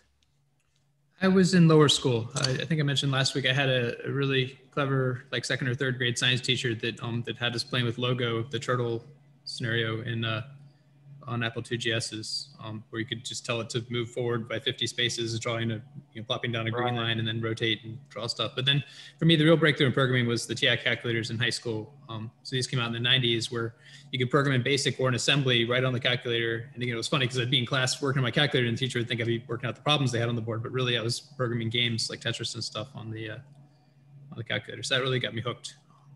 Again, as I see it, we're trying to get students hooked on the idea of how to program. It's not really language specific, and it's that's where the video games really come into play. Yeah, what I think gives merit to this notion I'm talking about, or this idea I'm talking about of having everything on the chip, is that it cuts response latency down to 0, right? So for a person interacting with something, if you think about everything the PC does, I mean, they make big efforts to make video games responsive. But when it comes to anything beyond that loop, it's like the PC always has long latencies, right? So anything that you're going to have a kid do with programming, there's going to be these latencies. And so the latencies are kind of a real killer in terms of like the happiness that you could have working with something, because you don't know that they don't need to be there. You just accept that they're there, and you live with it, and you just assume that's just how it works. This is how things are. But if you get rid of all the latencies by completely, having, no big bloated OS and IO that's, microsecond responsive, then all kinds of interesting things can be done and experimented with that you just can't do with because the PC relegates you always to like a batch mode, where you have to do something and then you hit a button and then something happens somewhere else. It has to go through a compilation step or something. But if there's none of those delays, then it could open up doors for like different kinds of tools. Hey, Dave. Oh, thanks. Different kinds of tools that don't even, exist now, that are more real time, but it would never be possible on a PC because of the way everything has to work on a PC. The chip, if I can, you'll spend years developing that and sell 0 more Propeller chips. So it will be a big giant waste of your energy. People are used to the PCs, and I understand what you're talking about, the latencies. Go program an Arduino. I don't know if you've ever done an Arduino program, but you can press compile, go get lunch and come back and it might be done. It is really slow. So the Propeller is monstrously faster than that. The trick is, people are used to PCs. It's the mainstream tool that we have. And if you play the renegade game of saying, I don't care about the rest of the world, then engineers and people who might specify Parallax products are just going to say, hey, these guys are just in a different, world. And why do we want to deal with that? It becomes a reality of being able to sell your product. Yeah, this amazing chip, but we don't have really great tools for it on the environments that people want to run, which is Windows, Mac, and Linux. Maybe it would be great to do if everything else was, if you were selling as many propellers as ARM is selling ARM chips, or or the RPIs were selling RPIs, then it would be, it'd be easy to think about without consequence. But right now, there are so many things that the Propeller as a community doesn't have that Parallax really needs to supply that isn't happening. And that's just slowing down Parallax's success. Again, and you and I had this conversation before. When you created the basic stamp, there was nothing like it. You created this whole industry, and now everybody else is dominating it because they're doing things that kind of fit into the natural way that the customers want to do them. Yeah, I see. I understand what you're saying. Well, I just want to see a ton more chips, because if you don't, what happens if Parallax goes away for, those of us on this call and in the forums and really like that? I don't want to be bothered learning how to program ARM chips for my customers. You know, like the gentleman, I'm trying to multitask here, so I was doing a technical drawing, but the gentleman I think who was blind and speaking, you know, said his Edgardo, yeah, Spanish, you know, as he pointed out, hey, I have 8 employees. I take advantage of the multi-core aspect all the time, and it would really suck if I'd have to go figure out interrupts again.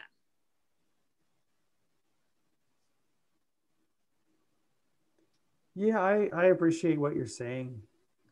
I'm always looking for the intersection though of like what's possible and what's viable, but it only has to be barely viable. Well, you know, and you know, the good news is, or the good news for you anyway, is, you know, it's your football, you get to be quarterback. But if there's nobody catching the ball, does that help you or Parallax or those of us that want to play ball? Yeah, well, no, what you're getting at, like, to make this short, is we need a C compiler, a C-based compiler. Well, I don't care what language you write it in, but if you get a cross-platform a command line tool, I think it helps. And you look at what Stephen and the other people have done with Eric's compiler. Now, you know, as Gavin pointed out, and I've pointed out, I prefer using your tools. I feel more comfortable doing that. Yeah, if you, because right now, you know, I mean, I had to reload Propeller tool yesterday, and then I had to go into the registry and fix some things, because even Propeller tool is having problems. And that's that, again, all that does is disinvite new people. You're preaching to the choir today. It seems like it'd be in Parallax's interest to get more people coming into church. And because of the lack of standard tools and standard ways, and I know it's a Me Too thing, but until you have sales that allow you to, you know, buy yachts and Ferraris and go on vacations, then not doing the things that engineers and even technical customers, students, and that want to do. There's a new guy in the forums. I had to stop myself from responding because he does nothing but complain, but he did, even in one of his whiny posts, made a point where he says, you know, he's got one of his customers, he said he's trying to convince him to use the P2, but they said, well, there's no standard library and there's no standard tools, and we can't do standardized debugging. There again, there are standards that exist that people want to use. You can choose never to address those things, but I think it's to your peril. Yeah, I understand. I care so much about you and your company. I want it to thrive again. Yeah. And it's, you know, it's personal for me too, because I like programming the Propeller. I don't want to learn something else. I totally agree with John. We all want to see Parallax succeed, and this is just really fun for us to play with. So we really want to help support you and keep you in business and making more neat things like this. In terms of the standard library that John just mentioned, I was thinking about that too. I'd mentioned that, you know, as a quick fix for the floating point, that maybe we could have the plus dots and stuff just kind of behind the scenes, just run, if the Propeller tool just goes to a method for floating point and just compiles spin code for that method, so it doesn't have to be in the interpreter. But maybe we could do other stuff like that too, where just as there's an easy button for people getting started, where if they want to use the Parallax serial terminal, they can just, you know, say, you know, display something, and it'll automatically go into the whatever driver, whatever method would be needed to call from an object for that automatically behind the scenes, just to keep things, the learning curve, very simple to begin with. And then as they got more experience, they could start making their own external object calls and stuff. It might make sense to look through the functions for the Arduino and kind of understand what the operations are that it can do, just because that's the market we're trying to get. Because and the Arduino interface is not all that elegant, and it's not all that intuitive. And as John was saying, you have to wait for a couple seconds sometimes as you're downloading the code, maybe a minute sometimes if it's a big code, and that's just annoying. But it has such a following because it's kind of like, you know, like a McDonald's. Like, everybody's just familiar with it. They just want to go to it and just grab a burger when they want a burger. They don't want to try everything new every time they do it. This is a wonderful learning tool, and I think the Parallax slogan is appropriate. You know, equip your genius, because that's kind of how sometimes I feel. I'm trying to turn my students into geniuses, but you know, realistically, not all of them are going to be able to be up to that level. So I think we need to start reaching out to some of the not geniuses out there and making things a little bit more candy coated and easier for them to get on board. But that's where things like the, go ahead, John. Sorry. Well, following on what you said, Gavin, I think, see, I'm very supportive of the floating point chip, because that's one of the things the Arduino people will say is, well, where's the floating point? And I, you know, maybe I'm lucky because I have a very small set of customers, and none of them have ever asked me why I'm using a propeller or why I'm programming in spin. Now, the one time that it happened, it was the old owner of the laser tag company. He had some smarmy pal that decided that the Arduino was superior. And so you guys, well, Chip knows me really well, but you know, I don't have a lot of patience for nonsense. So I said to the owner of the company, get that moron on the phone.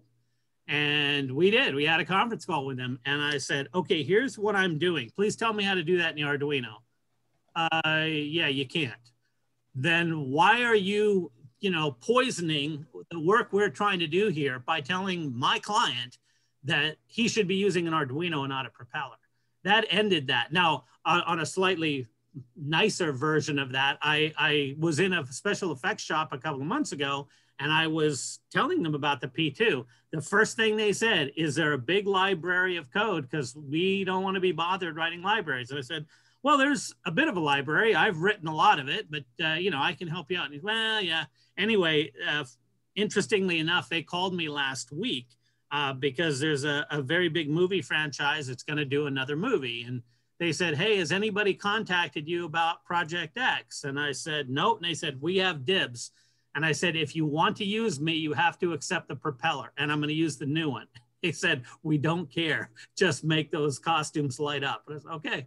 So I haven't got that gig for sure yet, but you know, I forced the issue. I said, I'm not going to use an Arduino or use something else, you know, in a multi-million-dollar movie production when I don't know them. Hopefully that will make a change, you know, but humans are humans, and until we get past, until we can get people, but it's hard for people like me, or Gavin's doing it with his students, and I'm sure, you know, a lot of the others, you know, there's only a few of us to go one-on-one.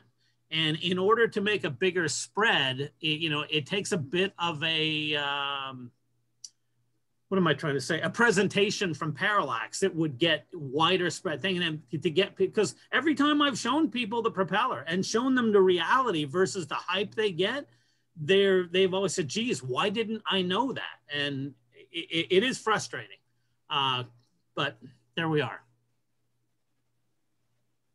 So the floating point is an argument I tend to lose a lot when trying to sell the P1 to my colleagues, other professors that have taught mechatronics or controls courses. You know, one of the first things they want to do is just some kind of a calculation, and then when they realize you have to do these method calls and stuff, they just turn up their nose. So that's why I think that, you know, that's been the focus of, you know, a couple conversations of the last couple of weeks. Is I think that this should be a priority, some way to do it, and you know, these special operators is a quick fix that I think is at least acceptable.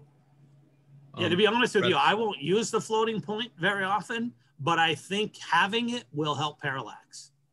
Yeah, again, I agree. Fixed point would be better, and it's faster, and you know, you have less weird rounding errors and stuff. But just engineers tend to be very good at math. That's how they get to the engineering career, and so they just will instantly turn up their nose when math doesn't do what they're good at. Yeah. Again, it's getting people past that "why should I try it" point.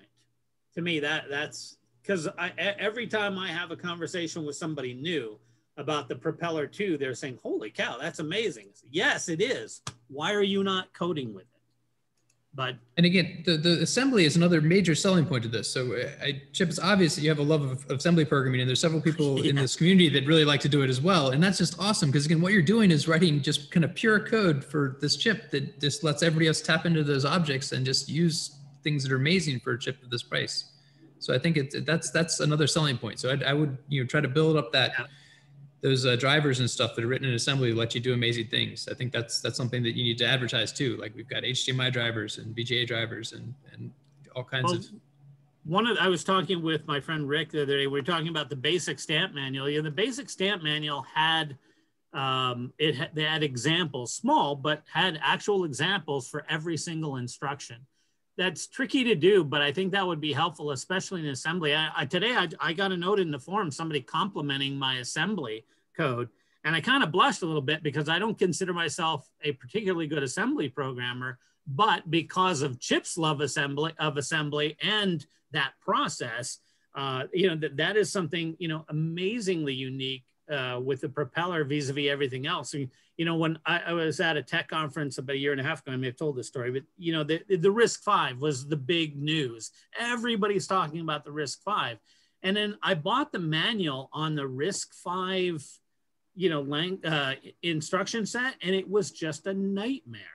And I think Chip may have been the one to point out, so those are probably designed because they're intending compiler vendors to deal with that, and never a human to be dealing with the assembly. And, you know, it's what I think you're saying, Gavin, and I think what Chip doesn't say, but is saying is that, you know, that's where you get to the core of things. You know, when you're at the machine, when you're at that level, doing things, you know exactly what you're getting. And I don't think there's a process, an assembly language that is cleaner syntactically than especially the P2. P1's nice too, but the P2 is just amazing. I won't ever write a giant program in assembly like Chip does, but I'm happy to write bits and pieces as I need them. I agree. And the inline assembly in Spin 2 is really remarkable too, as you've mentioned, John. Again, we need to sell it. It's advertising. So we need to explain to people like, oh, you like to solve Sudoku puzzles? Well, here's a Sudoku puzzle that actually makes things move in the real world once you solve it. So getting people into the challenge of assembly is something that will be beneficial and rewarding as they tackle it. So I'd love to get more. Yeah, as I mentioned with my students, you know, one of the biggest things I don't like about the Arduinos is that they just are grabbing other people's libraries and having no idea what's going on. And then when things don't work, they don't have any control over fixing it. But I'd like to see, you know, people go from the Arduino to the Propeller and then build up their programming and their understanding of embedded controllers to the point where they go back to the Arduino and start writing libraries for that. You know, so I'd like to just make the world better by making people more competent, I guess is another way to put it. Yeah, I remember that came up last week, and you said there is kind of a cut paste culture associated with Arduino, and I asked you if you thought it was whetting their appetite for anything more, and I think the answer was kind of negative, right? I think it is, but you've got to have. Really... It's like John's saying, we've got to have a smoother interface where they're not just banging their heads against stuff that's very easy in the Arduino IDE. Yeah, that's where they have all the basics covered very well, and so it's kind of like crack. You know, it's not good for you, but it's easy to get hooked on. And, you know, I think I mentioned to my friend last week, I have a friend who, pardon? I have a friend who's a professional cosplayer. Go ahead. And she's often doing she makes these beautiful costumes, and she and her husband make these really wonderful props. And she's really great because she sells books and does videos, and she's wanting to do more and more complex programs. And she gets beside herself because she wants to have multiple things happening simultaneously. And I've written a couple of you know, kind of task scheduler type, you know, programs for the Arduino that make things happen. But the problem is she can't see it. Her mind is not kind of saying, oh, okay, I've checked this delta time, so it's time to jump over here and update an LED or that.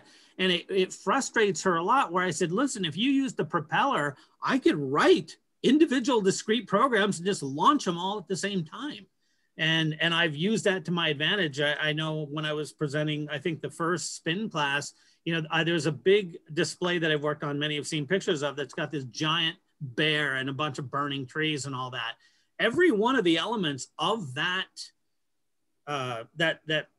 sculpture, if you will, is its own program that I can, you know, because I'm just running spin cogs for everything other than the DMX driver that controls the lighting channels. But the point of all that is it made it very easy when the boss of that, Steve Wang, is a very famous Hollywood guy, you know, and he'd say, okay, John, just turn off the trees so I can see the bear, so we can tune the bear. And it made it so easy to do because it wasn't interleaved, you know, when you have to, and it is the case with the Arduino, and you have to interleave everything to do those kind of multiple processes.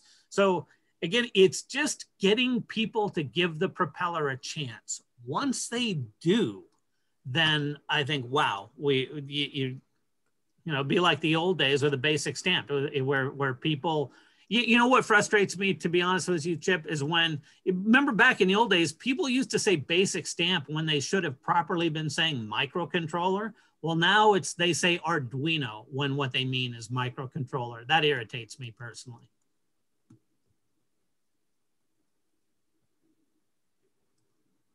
Yeah. Everybody's stream, I think. Oh, I can see Steve moving, but he's the only one. Oh, Francis smiled. Okay, I didn't know. I don't know if, yeah, I think we lost Gavin. I have him on my screen, but he's not moving at all. I'm still here. Sorry if I'm frozen on the. Oh, you were for a bit. Hey, I can answer. That was kind of, it was humorous. You know, I'm seeing Chip freeze up. I'll answer some questions. Wait. Oh yeah, I'm going to share my screen again, and we're going to look at this. One of you asked about the clock down here. We went with a 1.8 volt temperature controlled crystal oscillator that's accurate to 500 parts per billion. That comes out to about 15 seconds per year. And then we have to run it through a 3.3 volt buffer here. It outputs 0.8 volts peak to peak clip sine. And then we run it through an inverter to square it up, and then we run it into the XI pin. So that's going to be clock source on this new. So it's going to be very accurate. But it has like low quiescent current. This thing is 1.3 milliamps at 1.8 volt. Helps keep the like sleep current on the whole chip very low. And then someone asked about these P38, P39. Remember that P40 through 56, no, 57, P40 through P57 are now used for these RAM chips. So the first couple of free IO pins,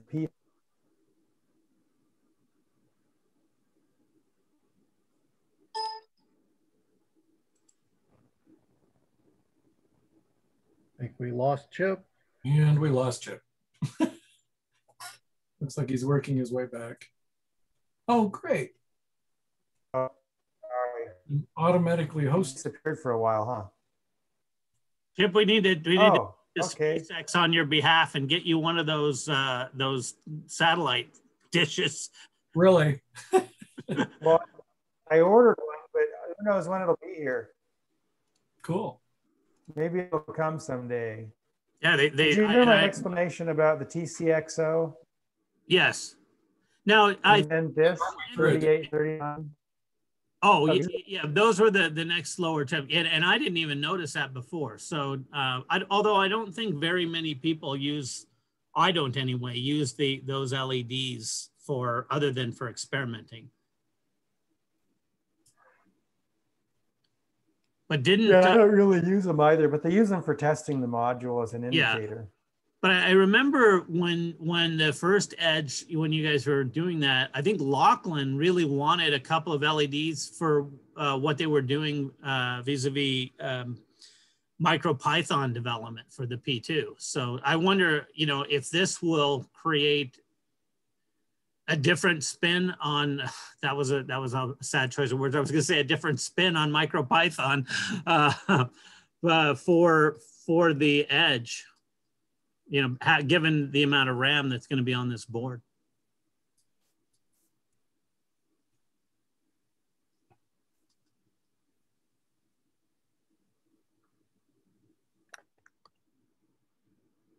I think I keep disappearing.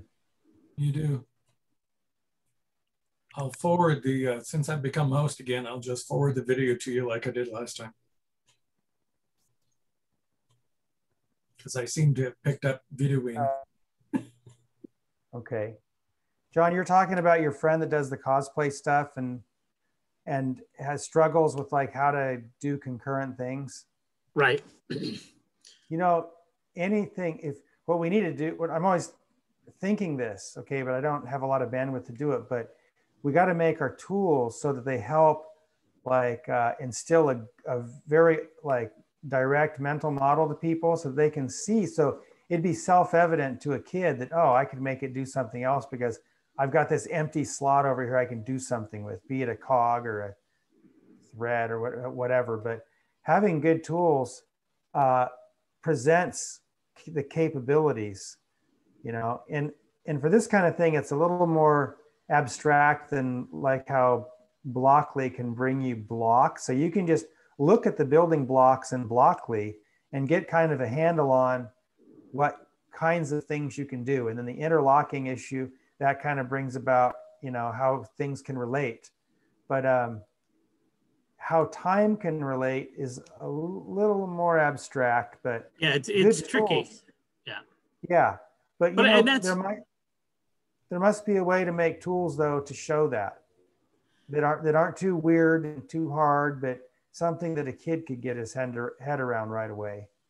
Well, I think that, you know, this is the beauty of spin. You know, again, people that don't know it, I don't appreciate the amount of thought that you put into it for its ability to run multi-core code and do it so cleanly and easily. I remember somebody in the forums a long time ago, we did a DEF CON badge, and one of the C kind of people and said, oh, well, if John can do that in spin, I can do that in C. And I said, good, knock yourself out. Here's the source code. And at the time, the C compilers weren't really adept at doing the multi-core stuff, and they struggled. And again, you know, the nice thing about spin is it's a modern language. Yes, it runs on this one platform, but there are many times when I wish I could program in spin syntax on other devices, to PC included, because I just like the syntax. It's minimal. In fact, that's why in my magazine article, my initial one, I kind of compared it to C, because C was supposed to be small and concise and really be close to the machine. Well, every one of your interpreters, Chip, has been very close to the machine. Even, you know, you go back to, I was talking to somebody this morning about the basic stamp. And you remember in the original basic stamp, there was no if then else. It was if then go to, because it was kind of related to if a condition jump, you know, in assembly. Yeah. Now so you know, the nice thing is with PBasic 2.5, we were able to make a layer, if you will, that made it nice and clean. And I think Spin does that. Syntactically, I think Spin is a really, really nice language. I think Ray and I were joking about this one time. You know, I get frustrated when I have to program in Python, because Python makes you put a colon at the end of a line where everything else underneath it's going to be indented anyway. Why do I need to put that silly colon there? I know I'm indenting the next section. And since I go back and forth between those two languages, I'm often having, you know, compiler errors. Oh, I forgot, or I put it into Spin. So again, it's one of those kind of things. It's you know, humans are weird. That's why I like looking here, watching them. But people have this idea that, you know, they want to do things the way they want to do them. And I don't know that you need to, you know, I like Blockly for really simple stuff. I'm helping somebody else, as you were pointing out, like when you help students or that. I would never do a project for myself with it, because I can type pretty fast. And so I can type code and I can get it working, and I'm dragging around the blocks just takes too much time for me. But it is a great way to get people started and show them the process. That's what Gavin was saying, that he looks at it as you got the job of teaching someone to ride a bike. So what's the most practical bike to put them on that gets them experience easily and without a lot of rigmarole? Yeah, my argument there too is it doesn't really matter what bike they're learning to ride on. It's getting the knack of the balance and everything that's important. Right. Getting lost on, you know, the gears and, you know, where the brakes are and stuff is just, it's not relevant yet until they actually figure out how to ride it. That's why I don't see programming languages being kind of the way to start them. Is like you have to start on Java or Python or C. It's just let's just learn how to program. Blockly is going to teach you that, just like anything else, how to structure stuff and how to think in terms of branches and if statements and for loops. And then once you've got the basics down, you got the knack of how to do it, then you can start getting into the cute stuff that the languages bring. Yeah, I actually. Oh, go ahead, Chip. Sorry, go ahead, John. Well, I was going to say, I used Gavin's bike analogy in a discussion with somebody this week, and they were talking about languages, and I said, hey, a friend of mine in the Propeller community suggests it's this way. You're going to learn to ride a bike. Doesn't matter if you start on a Stingray or a 10-speed or a mountain bike, because the physics of riding a two-wheeled bicycle are the same.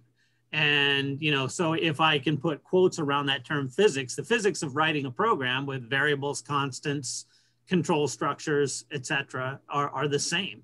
It's just the syntax that we deal with. And that's also why I like the analogy is the physics of it. And it's, you can't really tell somebody why they're going to ride a bike because of the physics. You can't say there's this gyroscopic effect that it go fast enough.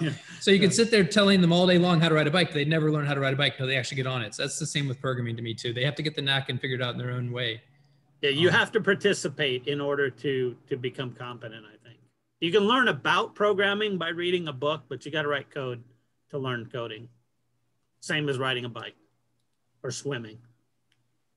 I was moving stuff around in the shop yesterday because, Mike Sommer, the German guy, he's buying all of my walnut wood and the tools that go with it. We just moved it out on a truck this morning. But I was moving the bikes around, and I have these 2 bikes I bought. They're Schwinn, what do you call? They're like beach cruisers. They're like coaster brake, no derailleurs.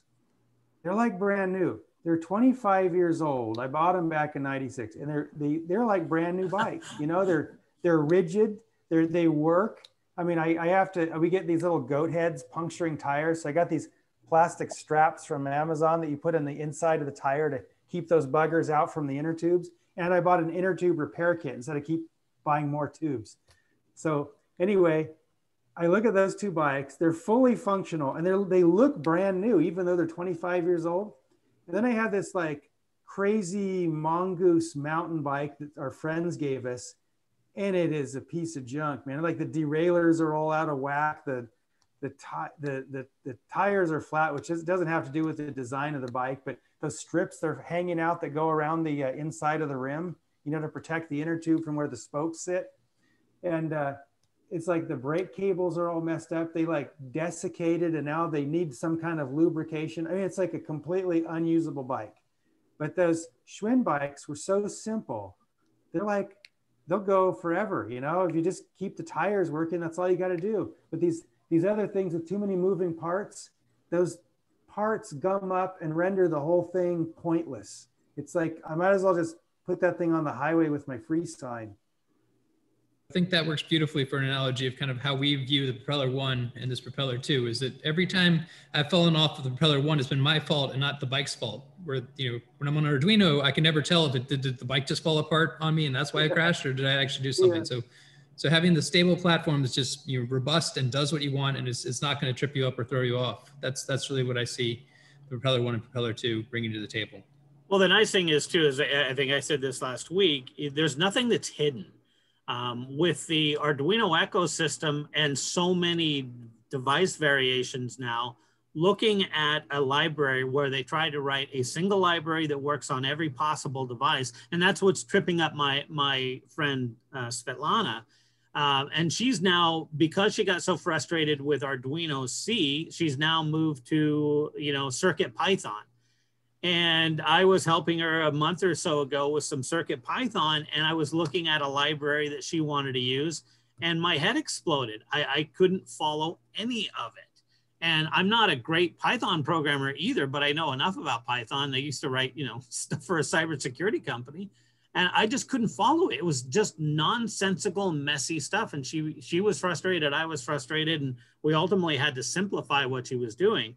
There's no shenanigans with the P1 or the P2. The code is right there in the open. You can see it, you can learn from it, and you can modify it. And, that's why I like it so much. And it always makes me happy when somebody said, hey, I took one of your programs and I added some features to it. Now, as long as they don't foul up my style, I'm okay.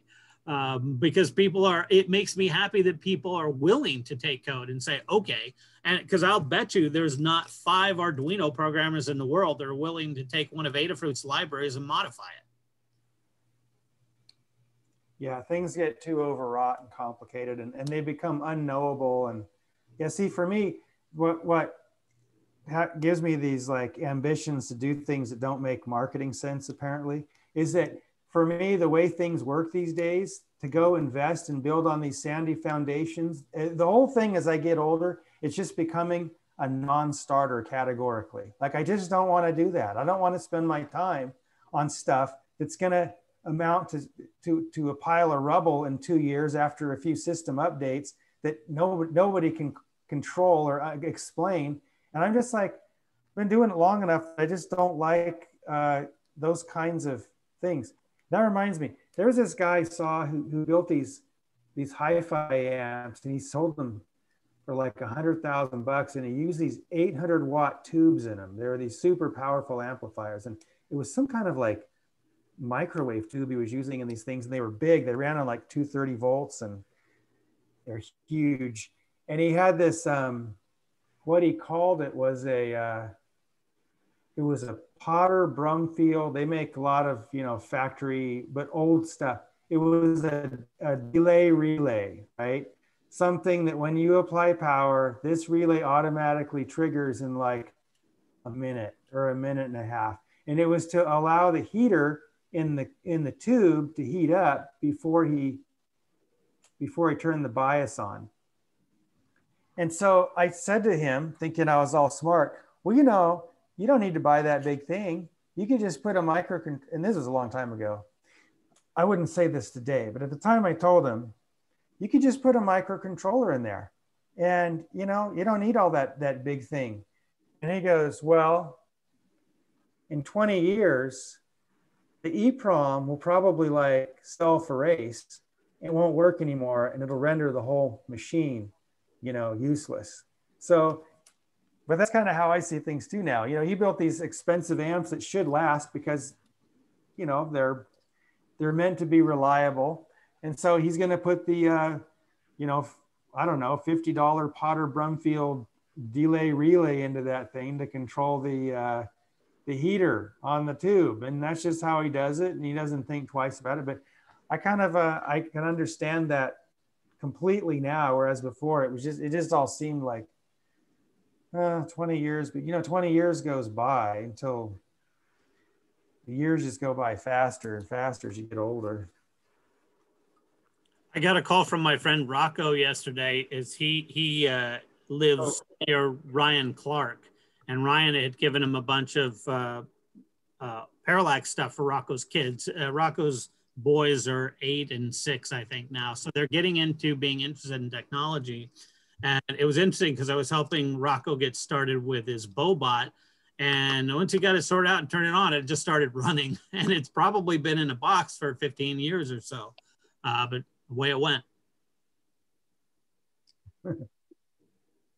That's good. So that memory didn't self-erase. No, it didn't. Yeah. Yeah, I've had some Propeller 1 things going for over a decade. I've got a door swipe block system. So the university wanted me to pay like $10,000 to get one of their swipe access for a door that uses a magnetic strip. And I was able to get that to work with the P1 10 years ago. And it's been running 24/7 ever since. A lot of the clocks that I've built are running for many years. I've got all kinds of projects that are still going strong.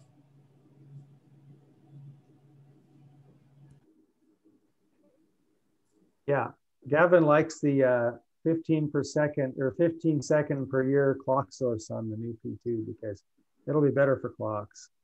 Yeah, I've been using what do they call it? It's the dead on. It's an SPI based real-time clock that has a temperature compensated crystal. But I think that was plus or minus 2 parts per million. So, the DS3231? Yeah, that's the one. So I was getting those from SparkFun, the breakout boards. And you have to be careful because some of the ones you get from Amazon aren't the official chips and they're not as accurate. But yeah, having the P2 Edge Rev C that has something, 6 times better than that. That's pretty remarkable. Yeah. Hey, Chip. Yeah, they're only like about 40. Yes. Had problems with the audio terminal units on board the space station because of leaking EEPROMs.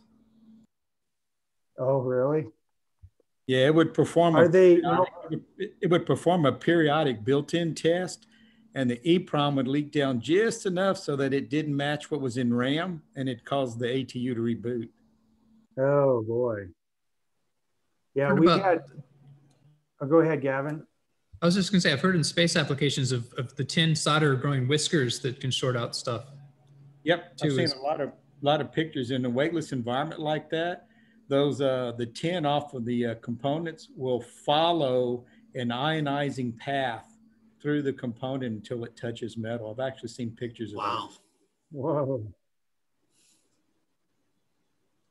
And that's just due to the lack of gravity? Yeah, because you know, you got heat and stuff, and then you got this like electron path or whatever, you got a little ionizing path. And as those tin molecules are you know, heating up and melting or whatever, they'll follow that path in space, like, because there's no gravity pulling it down onto the part, and it'll go out like a little cat whisker until it hits metal, and then once it zaps, and then it's gone. Wow. Yeah, you know, I really miss the old tin lead formulation. I thought that worked beautifully. Now it's like the solder doesn't hold as well, and it's got these weird issues. So Chip, can I ask a question? Yeah. What is the availability of the P1 processor? I want to design it into a motor controller at work, and I can't find any parts anywhere right now. Do you know when parts are coming in? I know, I didn't know that we ran out. I know that lead times have stretched out from the foundry. My brother knows these things, but I don't know. Okay, I'll reach out. The other thing is we use the QFN package, the really small one. Oh. Yeah, and that's even tougher to find for some reason. Well, you know what? We had, when we first did the P1, we built a third and a third and a third of DIP, QFN, and LQFP, or QFB. Yes. And the QFN parts, I think we like, my brother wanted to like throw them out at some point because they're like, well, they're not moving. And I was like, hold on. The trouble with them though is that because they are some kind of like lead-free formulation, they develop oxidation and they don't wet solder well. So they would need to be like pre-fluxed or something so that they would take solder properly. But we should have at Parallax, we should have a lot of QFN parts. I'm going to text my brother right now and find out. Okay, thank you, because it's one less thing I have to explain. Yeah. I hear you. Chip. Yes. There are some special formulations of, I don't remember the name of the producer, but it's one of the most important producers of solder material. The name of the producer is the same name of the chemical element. Indian corporation. I believe it has a especially crafted solder for that kind of problem. But I don't remember the name of the formulation. And I believe it also has some problems with the type of flux cleaner you would need to use after the soldering process. But they can overcome the problem of that kind of developed oxidation, because that oxidation grew up from the bottom layer, just behind the solder pads, between the metal of the solder pads into the chip and the solder surface. There is an extra layer of metal, something like we have in edge connectors, where you have copper, then something like nickel, then you go to gold flash. The Indian corporation, I believe, and it's not the unique, but it's the first one I remember, has some kind of solder that is able to put those pieces into an assembly line without much problem, but needs to be used with a solder mask only for that part. So it's an extra step to get the boards assembled. First or last, you do the assembly with that solder paste. I'll try to get some information, but after the meeting, because my internet connections don't like to be deviated from the basics when Zoom is running. Ah, yeah, okay. All right, thanks for the info. Ken, okay, Reza, Ken said that we finally sold out of our original inventory from 14 years ago. And I think what he did, he didn't throw them out, he sold them at a discount. And so we don't have any QFN in stock right now. So I just texted him to ask if anyone should design with QFN, because Ken was like not a big fan of QFN, and I've been kind of out of the loop on this part for a while. So Ken's gonna write back in a sec here and say if it's advisable to even use QFN or just use QFP. Wait, QF, what's the alternative? QFP, right? TQFP or L? Yeah, says, yeah. No, he says absolutely use QFP. So he's saying don't use QFN. Is that going to work for you? Well, so, you know, our stuff is really small. It may cause a problem, but so you don't expect to have any in the future. Is that true? That's what I think. Yeah. Okay. Because of these solder wetting issues and the shelf life of those things, and it was just like the demand wasn't there historically. So it's either QFN or DIP. Okay, thank you. Thanks for the info. Yeah, sorry about that. I really loved the QFN because it was really tight, but over time we didn't sell that many in that package, and then we had that oxidation problem. And great, so thank you. It was complicated, yeah. He says at present we are out of QF. Oh, okay, so Reza, he said at present we are out of QFP chips. We're out of QFN for good, it sounds like. We're out of QFP chips, but we received 14,000 units and we are testing them now. Okay, so we have inventory. Okay, excellent. Thank you. Yeah, thanks for using the chip. And I don't think we're gonna run out of those 14,000 soon. They don't, you know, for every, you know, million, no, for probably every like 10 million picks that get sold, we sell one propeller chip. Well, so there's a design with a STM part, and I did a design with a P1, and I'm gonna have to do a proof about why it's better.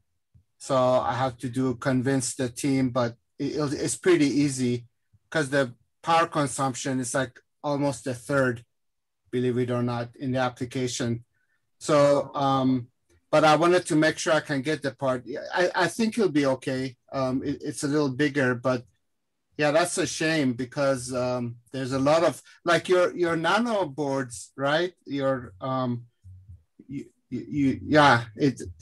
That's really too bad because I also use your really small dev boards that use the QFN. Was it, I'm trying to remember, did the prop, was it called the flip? Did the flip module use a QFN or was it QFP? I should have one here, hold on. I think I have one here too, but I don't know where it went.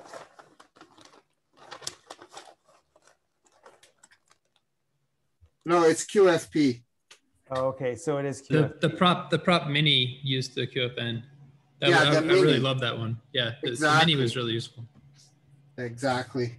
But there's 300 and some of those still in stock. So if you want to desolder chips,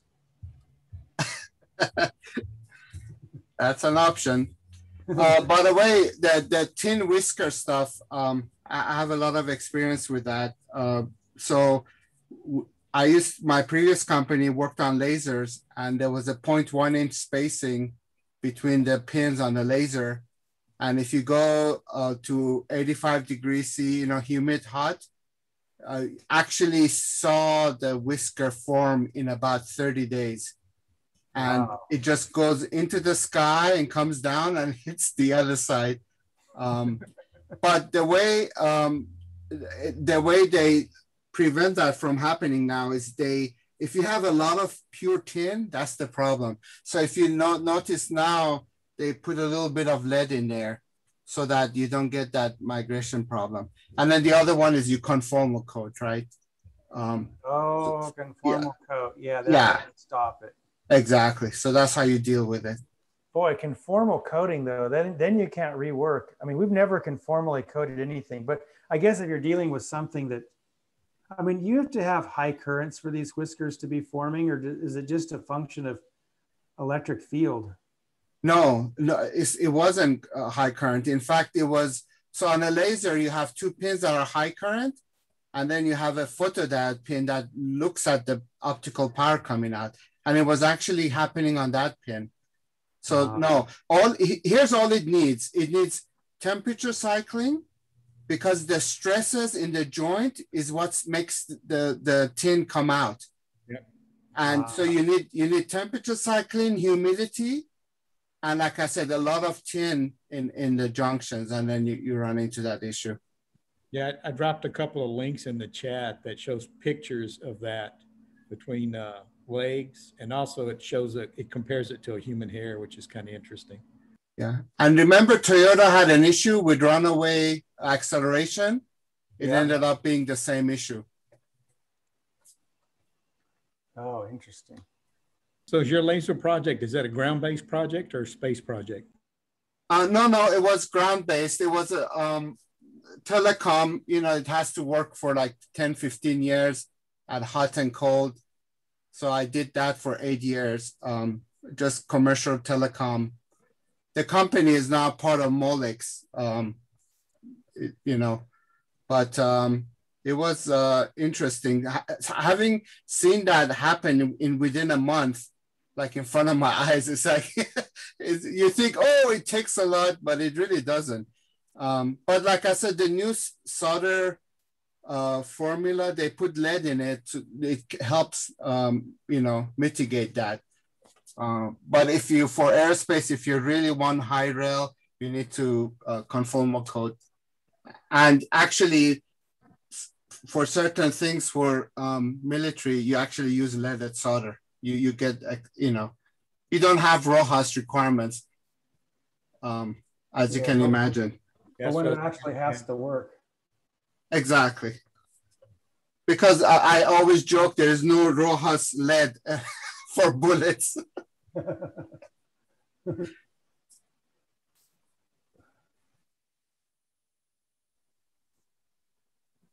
How is the motor going? Like they're probably putting just the motor. Nothing new lately.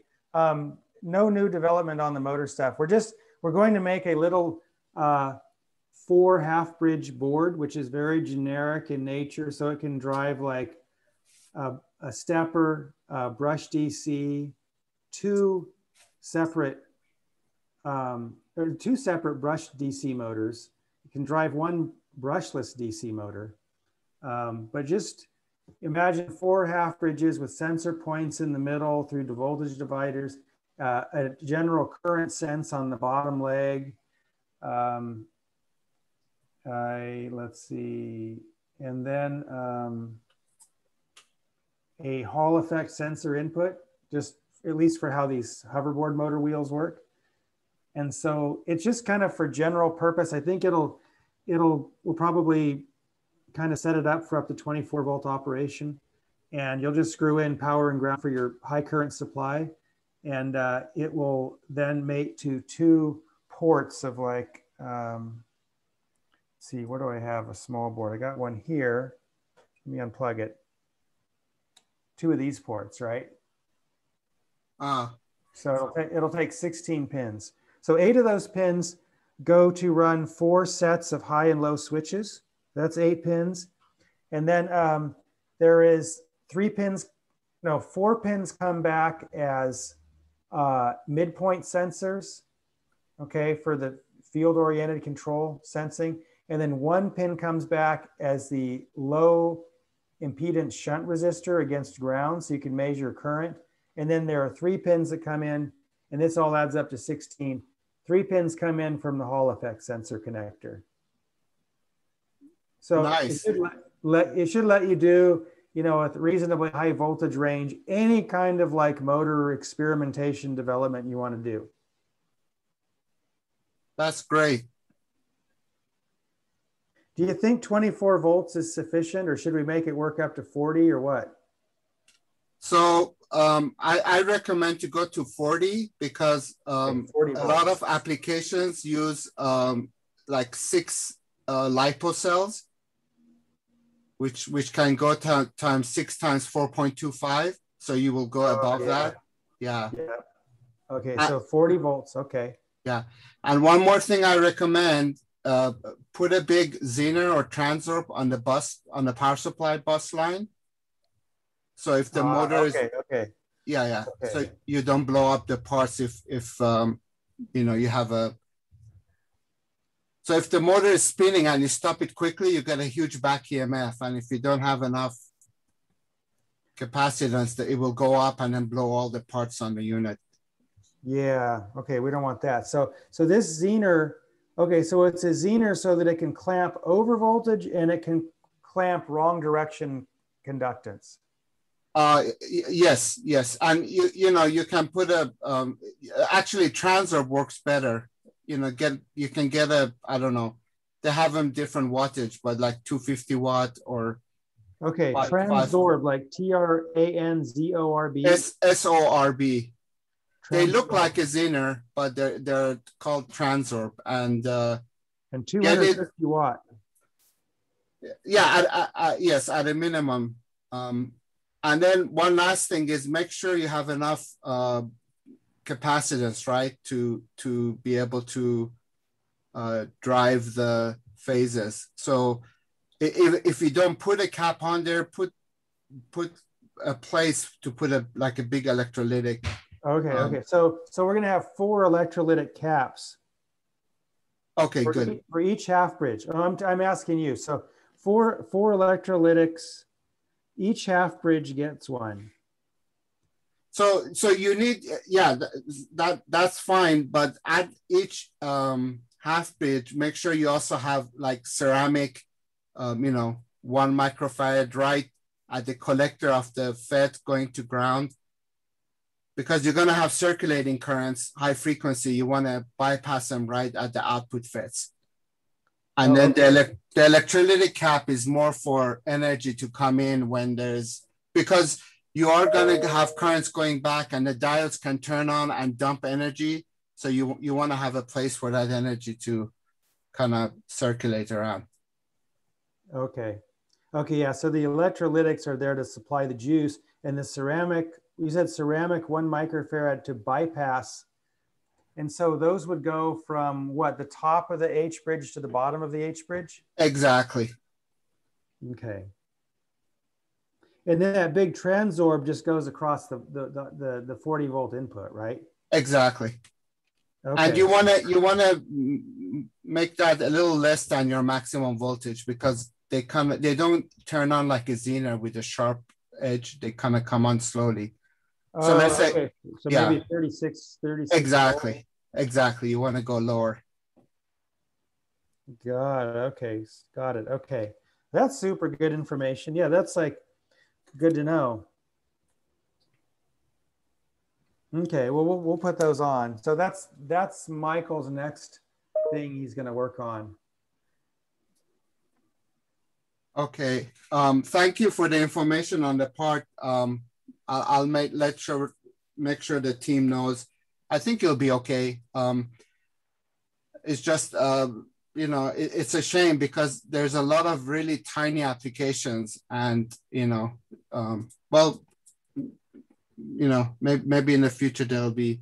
Well, now, if we had the volume, we would probably be ongoingly making those parts also. But I don't think for the scale at which we operate it, I think for Ken, it's like it doesn't work out for it would be like an exceptional thing to do all the time. But I wish we had the volume. If we had the ongoing volume, then of course we'd be always making QFN chips too, because we could move them and the shelf life wouldn't be the issue, you know? Yeah, no, I completely understand. And the physical size isn't that different. The weight is, but physically it's around the same size. So it should be okay. Well, yeah, it's not, the QFN is 9 by 9 millimeters. Excuse me. Yeah, the QFN, that's the lead list. Then the QFP is 10 by 10, but has legs in addition to that. Exactly. So it winds up being 12 by 12 as opposed to what could really be about 9 by 9.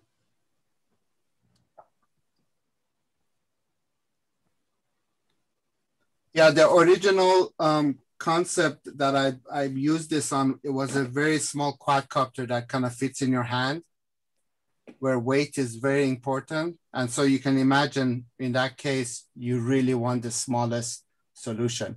Yeah. Basically, yeah, you weigh every resistor to make sure it's, you know, so, but that's okay. I understand. I'm glad I reached out to you. And, you know, I'll make sure we, yeah. Yeah, thanks for the info on the tips on the motor control board. That's great. We'll be sure to put those parts on. Oh, my pleasure.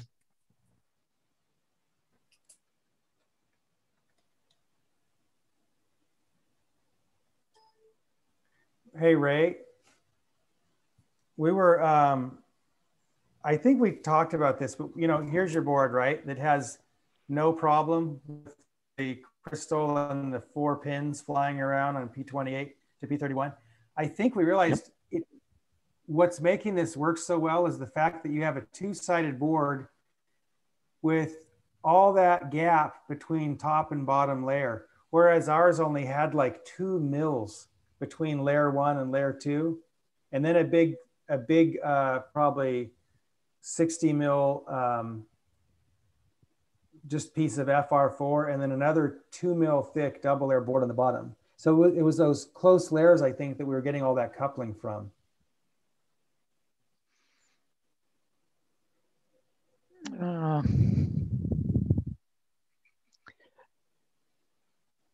I don't know what coupling you're referring to, but you get track-to-track coupling, but right. You've got those layers are ground and power layers, and I wouldn't have thought you would have been getting coupling between them. Well, when the layers are only 2 mils apart, it yeah. But you've got, but because it's a massive plane, it's the whole. The spikes are not there. The spikes are on your on your power between the capacitor and your pin. Right. I don't think it's going back in through your main layer. Yeah, well, I think it was that at least somewhat, but it was also the fact that you had the crystal connected directly to the pins without going. Yeah, that's a big thing. Where your crystal pins came out, and they were right beside one another, buried in between layers. That definitely would couple them. Yeah. No doubt about it. You always should have a ground in between those pins. Mm-hmm. That would definitely cause an issue, and that's why you can't cut it, which is why I suggested you could lift your pin off the board and solder directly to the pins, because you can't, otherwise you can't get rid of that coupling. Yeah. Have you tried the ADC on my board? No, I haven't done that yet. I've been meaning to. Because I seriously think that board's going to perform better, and you might get another bit. That would be awesome. Now, that would be a huge testament to your bypass. Yeah. Yeah. Now we do know that this board can run faster. Your board here can run faster than our P2 eval and our edge. And it has got to have something to do, I think, with the 1.8 volt supply quality. Yep. And so, but on the new one that we're building, I don't know how we could make it any tighter. It should be much better than what we have. So it should work about as well as the thing could work. Yeah. We have very, very short planes that have aspect ratios of like less than 1, for the current flow direction. Yeah. Yeah. I'm not a believer of the way you're using individual regulators for your 3.3. Yeah. That concerns me because I don't think you've got proper bypass and bulk on the output. And therefore each of those pins has got noise, and you're also subtly different in your voltage levels, which could cause issues with ADC between the groups. It's fine if you're on one group, but if you're between groups, you're going to have different references. Right. Yeah. Full scale, the difference can be like what I've seen between these regulators is maybe 20 millivolts or so. It's not that much. Well, that's actually surprisingly close.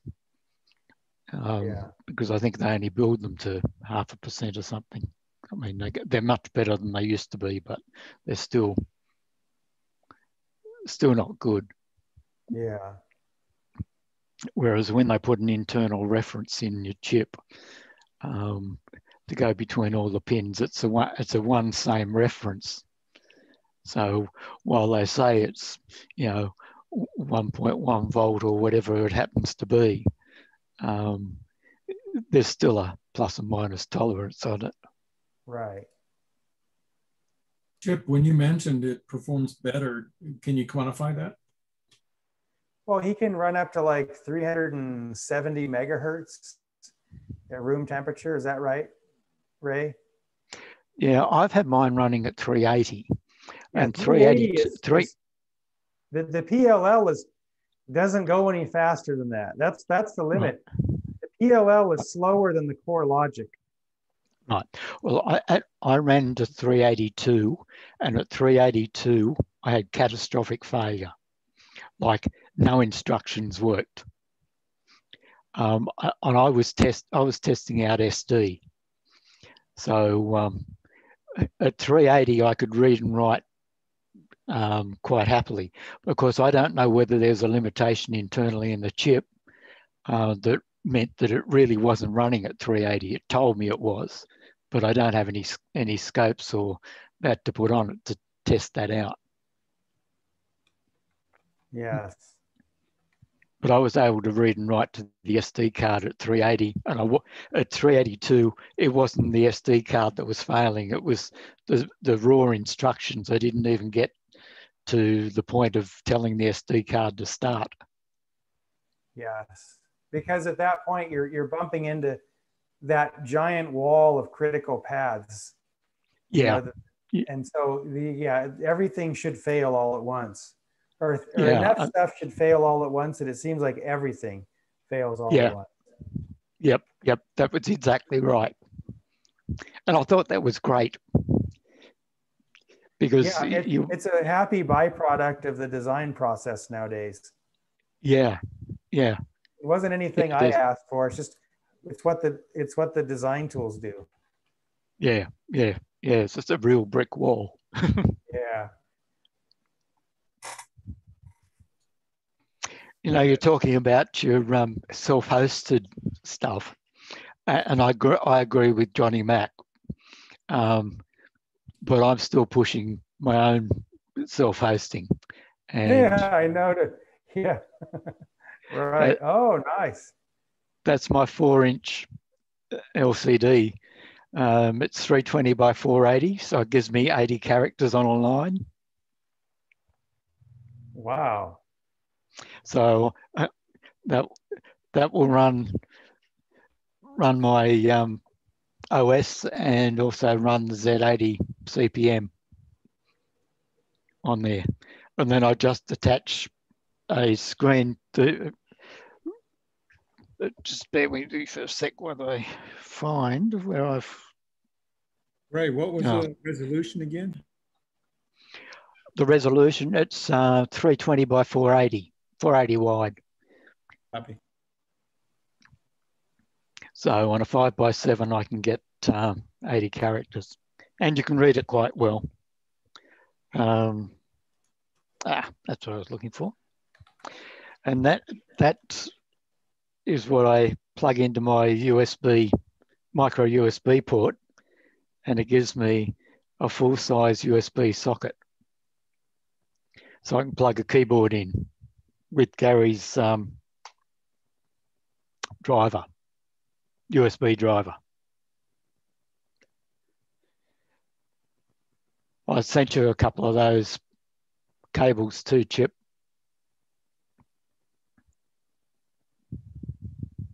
Looks like Chip is locked up again.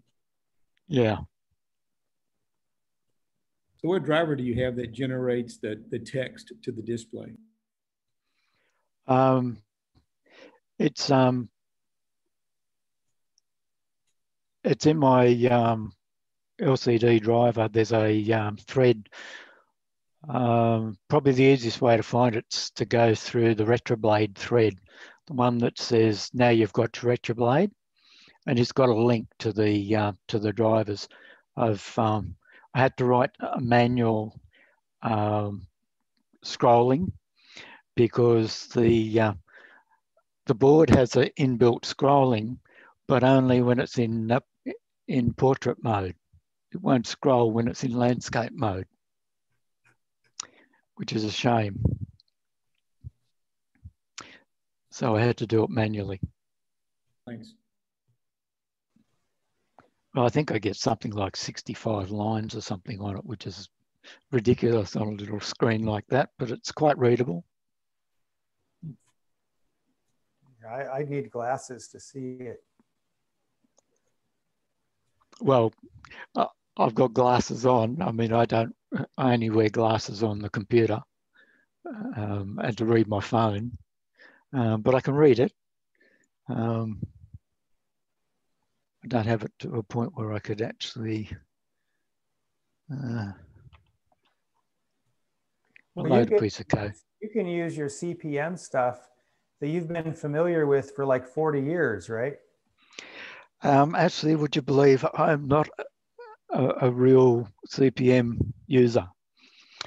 I used it as a tool in the very early 80s to cross-compile my Z8 code for modems and communications card that we built for Apple, things like that. So I used a Microsoft CPM card inside Apple III's, which is the same card that runs in Apple II's.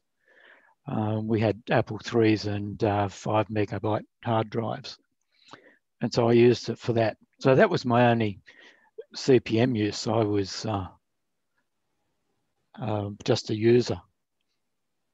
But I'm fascinated with it and the fact that you can run it on a prop. And you can flip in and out between my OS, which means you can transfer files backwards and forwards between the CPM system hard drives that I've got on the micro SD card. I can transfer files backwards and forwards into the FAT32 system. So if I want to edit a file, I can jump into CPM and edit the file and then bring it back. So I don't need a big fancy editor running on the prop OS. So that way I can run it. Back in the prop 1 code, Michael Park wrote a cross compiler to run on the P1, and I put that underneath the OS, but it was never heavily used, so it wasn't debugged. Whereas I know Michael's code worked.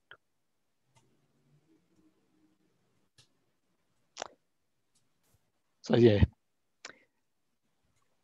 what I'm doing at the moment, I'm doing a, I don't know how quickly I can load this up, but I've got a little piece of code. Have you seen the simplest possible computer that was around I think from the 80s, but it's quite often a task for I'm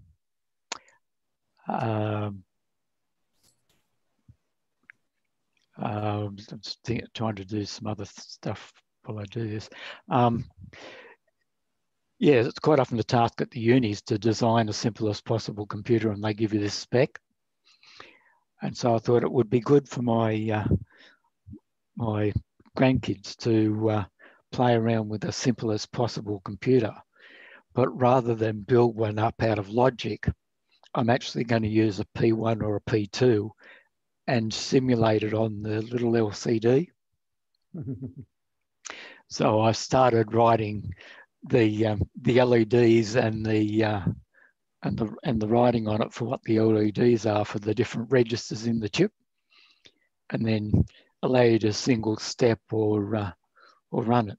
Because to teach someone programming, when you start off, the way I started off, the first thing I came across was a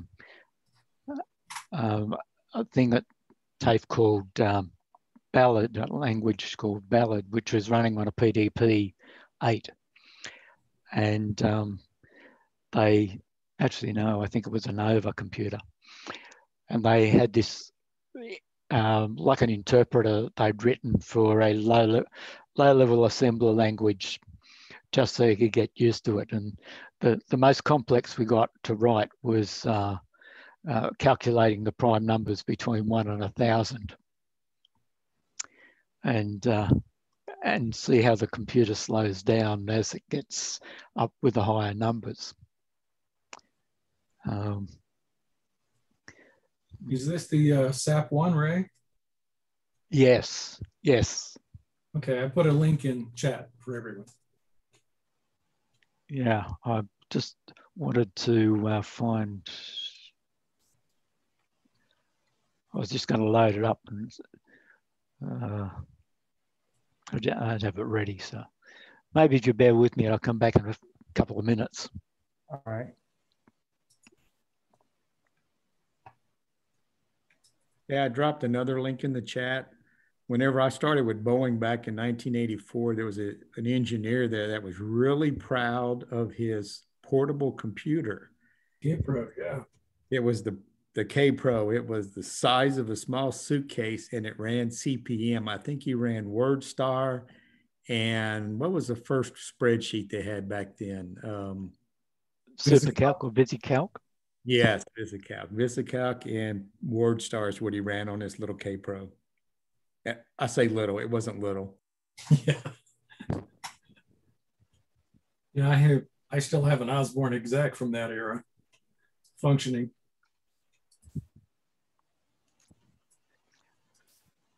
My first computer was the size of a garage.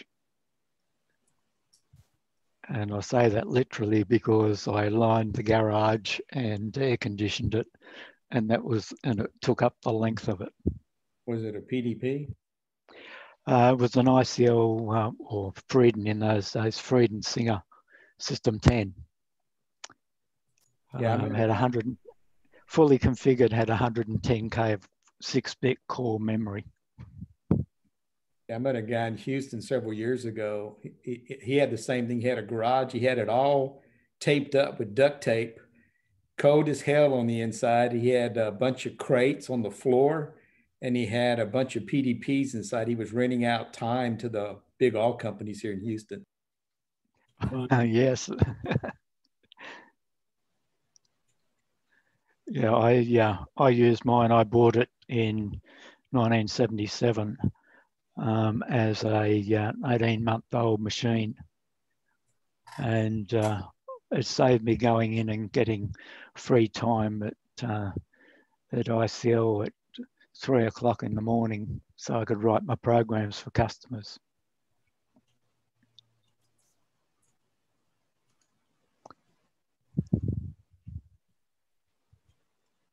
I've got a simple computer that I had my students make as a project to kind of, it doesn't have a propeller on it, unfortunately, but it's kind of leading up to how assembly programming works in the propeller. So we have a big EEPROM chip that's parallel for the addressing. And they have kind of the crystal is a 5 timer that's generating a clock pulse. And they've got an 8-bit counter system. So two 7400 chips that are 4-bit counters cascaded together.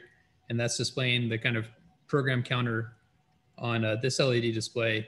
and then on the other one down here, they've got the actual bytes that are stored in each address in the memory. So it's basically just working its way up to the program one at a time. But then the processor is actually a voltage controlled oscillator. So we're sending the bytes of data output into a digital analog converter. It's creating that voltage level, and then it creates a sound. So it's actually a digital music synthesizer. So actually, I'm going to reshare it so I can have sound going. So what tool do they use to actually do the schematics on, or the logic layout? They just are doing this on the pen and paper. It's kind of getting the hang of how it works. Playing the sound. So they did the fun, the creative part is they make their own sounds. So they all come up with different things. So it's going into speakers on the right. How is that configured? How did you program it?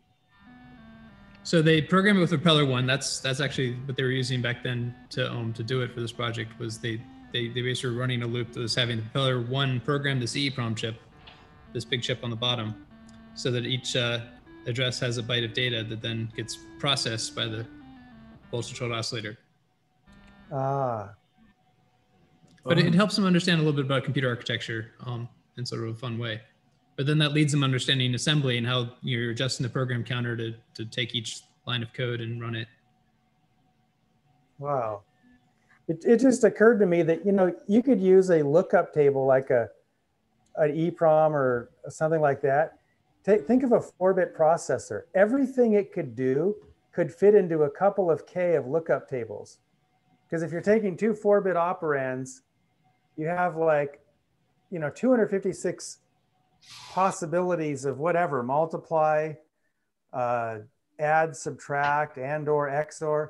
You could actually like build that out of a couple logic chips and an EEPROM to be the translation table for all of the functions that it could perform, because it's so finite. With the ultra low cost of flash memory and stuff these days, it's actually, I recommend as we study memory and lookup tables that sometimes you might want to just work out every state, like even for like a PID controller, you've got an 8-bit input, you can probably work out just about every permutation you want ahead of time, and you can get a 512 gigabyte SD card for $70. Oh yeah.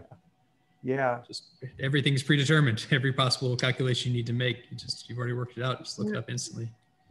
As long as you could randomly access it quickly. So what I do as an example of that is I do a multiplication table, a 4-bit by 4-bit multiplication table, where they also use a P1 to work it all out as they're programming the EEPROM. They just have 4 dip switches that are that they just plug in their numbers, and it spits out the result.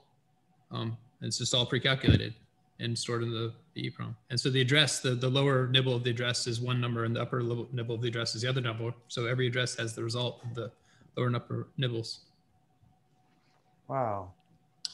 Okay, that's, I can't hold that, it's still enough, but that's the LCD, and they're the LEDs for the different registers.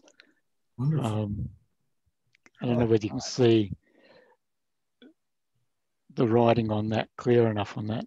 Sure. But that's, I will make that double height, but that's the height it'll be when you run CPM. Wow. So yeah, so the different there's 8 registers there. They're all named the same at the moment, and then there's one across the bottom that's got the states of the processor as the instructions tick over. I've contemplated often to build my own SAP1. What do I do? Yeah, I've had all different designs. I've thought about building a Z80.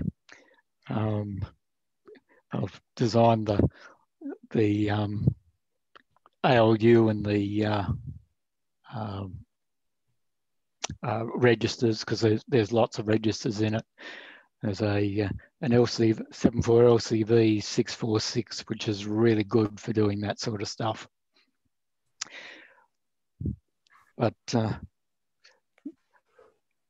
having designed micros all through the years, it's only a passing interest. but I like to get my grandkids into it. I haven't managed to get the others, but there's two, one of them in particular in the UK that's keen on that sort of stuff. So maybe I can get him interested. And my daughter's very interested in it. She's she topped the high school in her electronics class ahead of all the boys. Not that she's interested in it, but yeah. Anyway, that's just my little digression.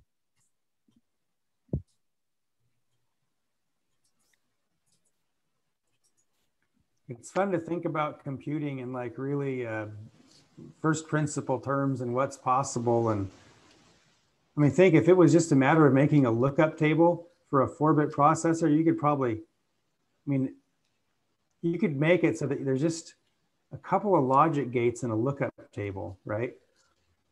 Well, there's a design that one guy did with, I think it's 12 EEPROMs, and basically a couple of gates.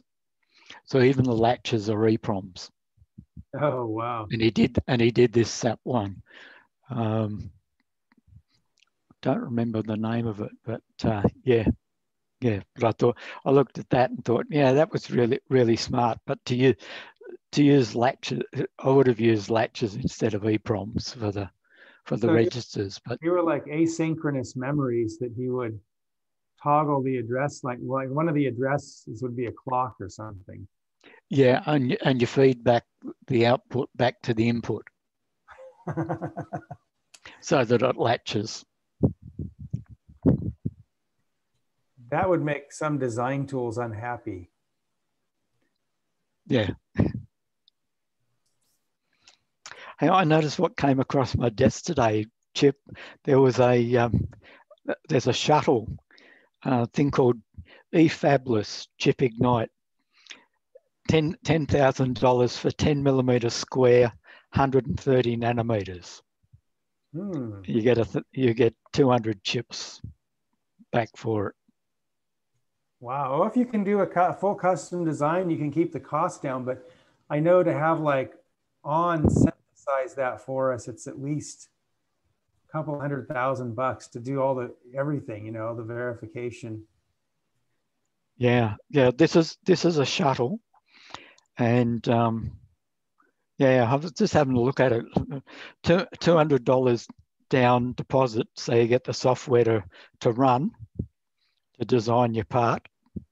You can they've got a RISC processor IP that you can have.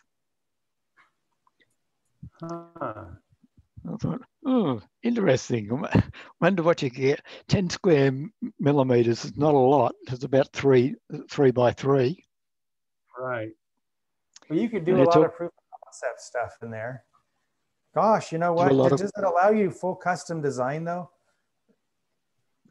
I believe so. It's more pushing for RISC-V, but it looks like you could do your own totally unique design. And if you want 1,000 parts, they're $20 each. But you'll get 100 QFNs or 300 wafer scale for the 10 grand. Wow, that's pretty neat. Yeah, that would be good for proving out like ideas for analog circuits and things. Yeah, I don't know how much you can do. You can control yourself. I think they say there's a 37 programmable IOs supporting digital and analog, but I think that would be pre-designed. Oh, do they want to? So they probably put this into a standard package for you, right? Yes. Yes. The pins are already preset in their functionality. As far as like the digital input, this is a digital output. This is a power pin, ground pin. Yeah, I'd say so. Yeah. But nevertheless, interesting. You know, I hope we get to that sort of thing. I'd really like to make a chip. Do what you did. Yeah. Well, these tools I use are neat. I mean, they let you just, you know, draw up a schematic and then simulate it in SPICE with very thorough device models. And you can add in parasitics if you want to try to. But I usually try to design so that the parasitics aren't going to be too big of an issue. I try to keep impedances low. But it's pretty neat. I mean, and what you get back from the foundry is pretty much like a live version of what you were simulating. Yeah. Yeah, I'm more interested in the digital side of it. So just the logic inside it, which VHDL or what's the other one? Verilog. Verilog. Yeah. Yeah, that would suit me fine. Yeah. A P1V. Yeah. Yeah. Or perhaps you can, Chip, you can try your idea of providing one DLL per pin for an interface between the propeller pins, a configurable delay to interface between the propeller pins and runs or something that needs that kind of tight timing. Yeah, yeah. Yeah, we could we could design things like LVDS shifters, which are very analog in nature.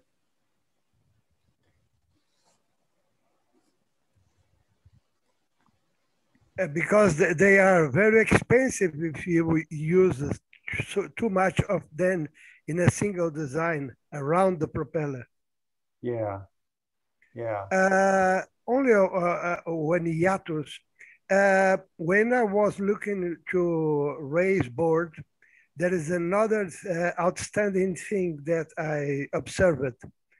Ray power input, 5-volt power input, gets from one side of the board, then pass through the regulators, then directly feeds the propeller pins around the propeller pins, a single regulator. This is the same rule we used back in the 80s with boards, planar board with 200 or even more STTL chips. There is a rule we speak in Portuguese, where the cow goes, the ox follows for ground and power. So the ground enters the board through the USB connector and the 5 volts too from one point, then directly feeds the regulators for 3 and 1.8 volts. Then it's distributed around the propeller. And that kind of design is very difficult to achieve into a design like the edge. At the eval board, you can do that because you can isolate all the lines between the USB connector and the first regulators before spreading into the eval board. But in the edge, you need to think a lot because how many pins are connecting the power input to the regulators? 1, 2, 3, 4, how many pins? From the edge to the regulators. Oh, from the edge. I'm still looking at raised board. So no. The raised board is a design that uses the USB, but the edge you have 4 pins or 2. So the edge has the 2 far pins on the bottom are the VN. Oh, wait, let's see over here. Yeah, so there's 2 like VN pins, and then there are 3 ground pins. And there are no ground pins on the front. So on the back side, on the right side of the connector, going left, it goes VN, VN, ground, ground, ground. But what we've done this time is we've put a lot of vias in there. Go ahead. Yes, but the ground goes directly to the ground plane inside the edge board.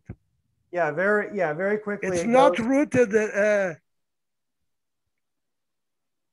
It goes to the ground plane right away. Please, go ahead. It goes to the ground plane right away. It goes to multiple ground planes. It uses larger vias so that they can go between all layers, right? The micro vias can go between these 1 mil layers, you know, for this 2 mil difference, but you have to have larger vias to go all the way from top to bottom. So there's a whole like array of large vias that take those ground pins and staple them to the ground layers. And then there are one thing you can do. Go ahead. Sorry. You can do to simulate Enrique, the way the edge is crafted. You are not hearing me? My connection can be given some problem. Okay. I hear you now. Go ahead. No. Okay. One way you can simulate the edge behavior on race board is inputting the 5 volts through the USB connector, but the ground, you can fly it around as a separated connection and solder in some parts of the race board. So the ground is not fed in the same point and direction as the normal connection of race board. And you can simulate that crossing of the direction of currents, because in the edge board, you have the ground coming from the bottom edge connector and distribution to the whole ground plane. And into race board, the ground and 5 volts enter a single position through the USB connector. The 5 volts is regulated locally to 3.3 and 1.8. Then it's distributed almost in parallel with the ground connection. Into the edge, the ground enters through the bottom connector, then it spreads over the plane of the ground plane, while the positive supply will need to go up to the input of the regulators, then be regulated, and then it is spread over the proper connections. So if you remove the ground connection from USB and solder it in several positions of race boards, if this provides some evidence of lowering down the maximum clock race board is able to support, it can be also be an evidence of the way the ground currents flow through the board can interfere with the effectiveness of the coupling. I don't know if my explanation has meaning as you in English. It's very difficult to me. I disappeared for so long. I think I missed about 80% of what you said, but did the rest of you guys hear? Ray, did that make sense to you? Yeah. What Henrique is saying is that because your ground is immediately connected rather than going up to the regulators first before it then goes to the ground plane, he's saying if you supply your chips, your eval board with external power via 2 pins, put the 5 volt right at your switcher and put your ground right at the switcher and feed it in that way and see whether that makes a difference. Or alternatively, he said, feeding my board solder the ground, don't take it off the USB, but solder it to the ground plane at a different point and see whether it lowers the oscillator, the maximum speed that my board will run. Yeah, exactly. Yeah, I'd suggested a different You are thing. right. It's that I was intending to mean. Yeah, I suggested another thing to Chip and to play around with my board and his board with taking the power off my board and feeding it to his board, or alternatively take my regulators off and feed it with the switcher into my board, and see which one was causing the major difference. I'm more inclined to think it's the 3.3 that's causing the issue than the 1.8. And I'm inclined to think that it's having how many is there? 2, 4, 6, 8 little regulators that are not adequately bypassed on the output. The 4.7, in my opinion, is not a high enough bulk and a low enough bypass to supply the group of pins. And I still am of the opinion that a single regulator would have been better. But I still don't think it's adequately bypassed.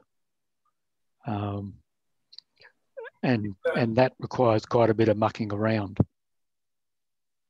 So it's not just a value increase for some of the parts? No, okay. No, I think it's a fundamental. That's just my opinion, but trying to prove it is not easy with the two boards that we've got to play around with. But I did go through a long explanation to Chip of how he could try and prove one or the other. Nice. Because, you know, there's really not the time to go and get a whole pile of boards made to try it out. Sure. I took the regulator off off the P2 eval board here to try and prove it, but it was not easy.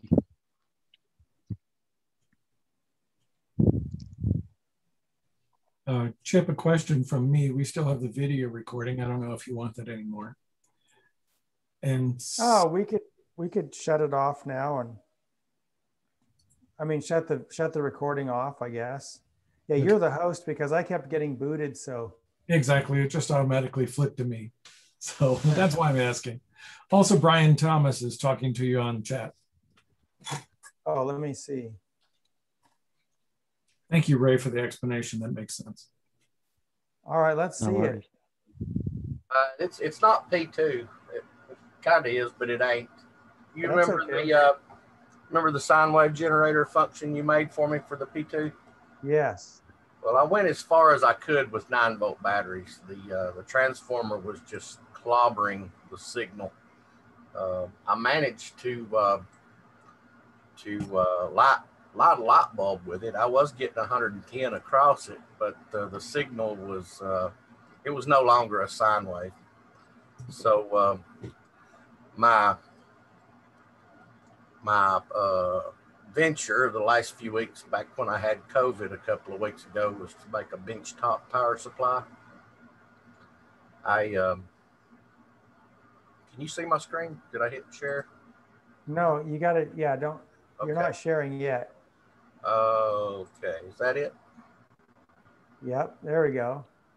Don't laugh at. I'm not a carpenter, so don't laugh at my carpentry work. But I had the pleasure of cleaning out a building for some people and all electronics parts. It's mostly junk, but I did find 2 variacs in it, old school variacs. Oh yeah, they'll let you adjust the AC voltage from the plug to another socket. So I now have me a benchtop power supply to run the an sine wave AC generator supply, with. no less. Uh-huh. So this would be an AC benchtop supply. Well, it's converted to DC. That way I can run it back through the P2 for AC generation. Ah. Oh, I see. So you.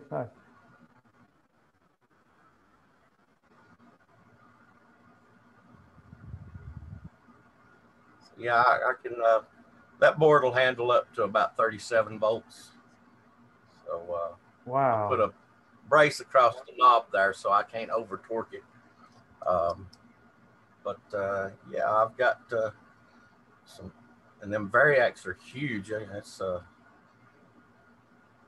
really heavy case with that in there.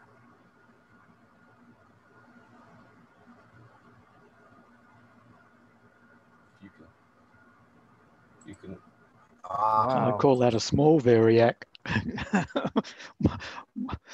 Got a small I've got one. in the garage. It was big for me.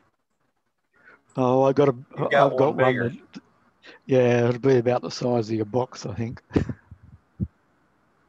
Well, I was thinking in terms of the power supplies I was looking at on Amazon. That's a lot bigger than the ones that sell. So yeah, I've got my power coming in, running through the variac, a couple of fuses here and here, and then a bridge rectifier over here, and then coupling, bypass coupling into the DRO drop board. In fact, I think Mr. Garner had one in his lab that he showed us last week, that same type of power supply. Yeah, those you can get them on Amazon, the buck and the boost converters. There's also one by Drock that I think it runs up to like off of 48 volts or so that I've got, that has a little LCD screen and a little knob, a quad string encoder. So you can actually, it's a cute little variable power supply for like maybe 30 bucks. Probably, I think it outputs about 5 amps. Yeah, so that one right there, I think went up to 37. 37 was the max. And so I put this piece on here to the first one I had, I actually fried it. But even after it fried, the input voltage would still register, just the output wouldn't work anymore. And $5 in 2 days, I had another one in the mail and was able to finish it while I still had COVID. Wow. Yeah. I just thought I'd share that with you. I can get back to work on the. I'm just in love with your. I'm sorry. Go ahead. Brian, I'm just in love with your power supply because it outstanded 2 things that I learned from my father. Always put the on-off switches or circuit breakers in a way that you press it down to shut up. And the other thing is the routing wires crafted like coils behind the walls. So yes, I learned it from my father since I was a child. It's very, very, very, very amazing to my heart to see the same rules applied. I always applied it during the 80s when I was crafting power supplies to IBM tester products, not directly commercialized but from IBM Brazil, but we provided those power supplies and bench analyzers to IBM Brazil in a company that I worked for at that time. And we always did that kind of thing because it really works. Thank you for the found. You're welcome. You're welcome. Yeah, it's kind of overkill because the drop board is only 3 amps. So I'll be using a whopping 48 watts through there. So once I get a real power inverter made, it'll be useless again, but it won't be useless on my bench for little stuff. Unless I get a bigger drop board to drop in there. They make a 5 amp version, Brian, just so you know. You can get these off Amazon too. They come with a big heat sink on it. So the ones I used on my board were a buck they were a buck converter that did 3 amps, but again, I had problems with these. And I think you do need to put heatsink and cool them if you're running that. But for I think about $10, you can get these 5 amp versions. I do have a sink I was going to stick on there eventually. Yeah, that wouldn't hurt. I think they have an automatic temperature shutdown on those chips, the switching power supplies. And then the other thing I was talking about is for about $35 on Amazon. I've played around with these a little bit. It's also made or distributed by Drock, a variable power supply that lets you adjust the voltage or the amperage. You can limit the maximum amperage up to 5 amps, they say, with it, and it takes in up to 50 volts. So for $35, this is kind of a pretty decent benchtop power supply for somebody on a budget. Wow. Yeah. Is it really that accurate voltage wise? Like a 10 millivolts? It's probably within a tenth of a volt or so, or a hundredth of, yeah, maybe a hundredth of a volt.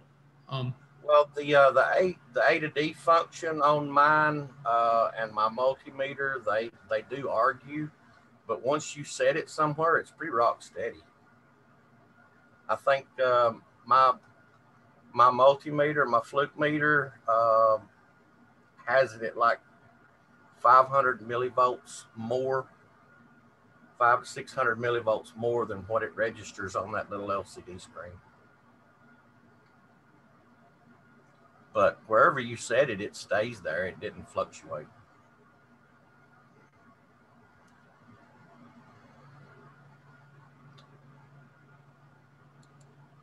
So again, what I did on my boards that I regret, but I was really trying to get something to work. And I did test out a lot of my prototypes. I have a boost converter on the back that's taking everything runs off of the 5-volt USB. So it boosts it up to, it can go up as high as 30 some volts, but I found the larger the range between the input and the output, the worse it gets.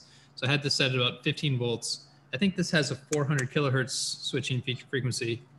And then I've got that feeding into the buck that then lets us go all the way down to about 1 volt and all the way up to whatever the max is from the boost. And this has 150 kilohertz switching frequency.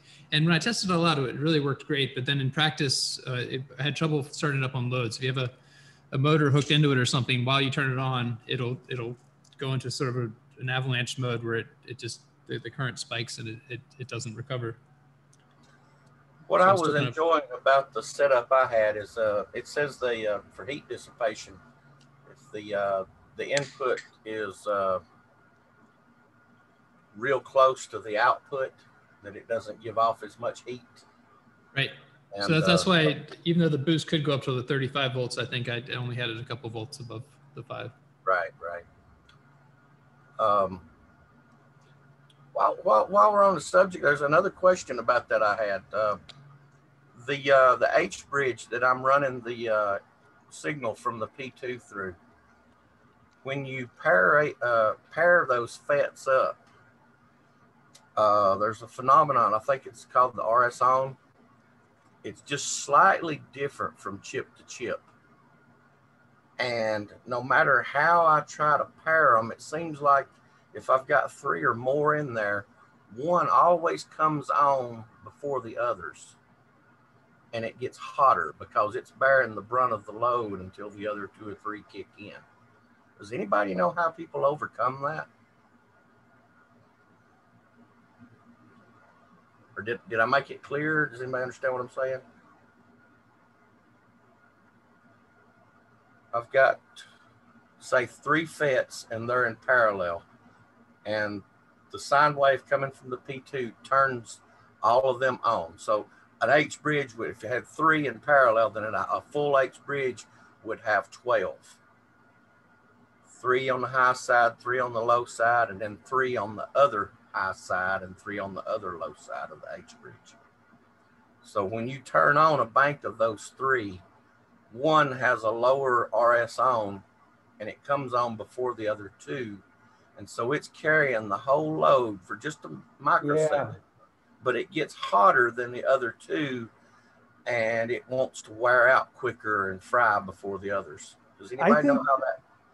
Yeah, well, because they all vary a little bit. And yeah, the one that turns on first is gonna, and he's not turning on all the way because you're giving it an analog voltage. So I think what you want to do is really PWM that thing to a higher voltage than whatever the analog is. So instead of outputting an analog voltage that goes to the gate of the FET, run that through something like, I've got a part here that'll do it.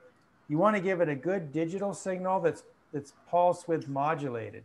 And then you recreate the sine wave through the pulse density as it changes over time. But let's see, I have some part. Where's this part? So my setup as it currently stands is I have your sine wave coming out of the P2. Then I'm running through an op amp, and then that to a driver for each side. And then so see, but you're turning those FETs probably want to be turned on like in an all or nothing mode, right? So they don't develop heat, they don't waste any energy themselves or dissipate. So what you need to do is turn them off and on hard, and do it using PWM, which changes as the cycle changes. Okay. And that way, it'll average out the current you want to make the sine wave, but the FETs all get to work together and stay cool, and you won't have one getting hot because they're all going to be turned on hard enough that the current difference among them will be very small. But you need like a FET driver to do that. So that part I just posted, this is what we're going to use on our motor control board. It's a little 8-pin chip. You just add a little flying cap to it, just a capacitor. It generates the low side and the high side switch for both sides of your signal. You'll use 2 NFETs. Chip, that took me to your email. I thought, or no, that took me to. It should open a PDF file, right? Let me try it again. Oh, wait a minute. How did I? Oh, that took me to my Gmail account. Yeah, what the heck? Let's see here. Let me see this link. But Stephen posted that one. Maybe something's. Huh. Yeah, that's my Gmail, but it probably didn't open on your end, right? No, it opened my Gmail account. I just haven't seen it in so long. I use live.com. All right. Well, that first link. Wait, from me. Oh, I sent it only to Stephen Morocco. Hold on. Well, Stephen sent it out to everyone. Oh, well, yeah. And then it's my, well, that's not the right one. Let me see. Let me try this here. Yeah. So look. There we go. I think that Stephen, you had something else on your clipboard. That's correct. I've been talking to you guys, but I was muted. I blew it. I was trying to copy and paste it for you, Chip, and I just pasted the wrong. Oh, thanks. That's okay. I didn't know who did what. So anyway, that part there. So Bryan, think about what you're doing is you were like turning these FETs on with an analog, slowly changing signal, right?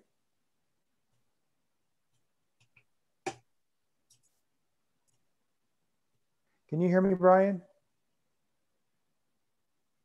Did we lose Bryan? No, he's still there. Yeah, see, he was giving the FET gates an analog signal, and he needed to like convert it into PWM. So turn those things off and on at, all the way off, all the way on at high frequency, so that as the duty cycle changes, it constructs the sine pattern. Interesting. Yep. And so he was just feeding it the raw analog voltage. We need that motor control board for him. It'll do this job. Here comes Lachlan. Okay, I'm going to go ahead and stop the recording, but we'll still be here. Okay.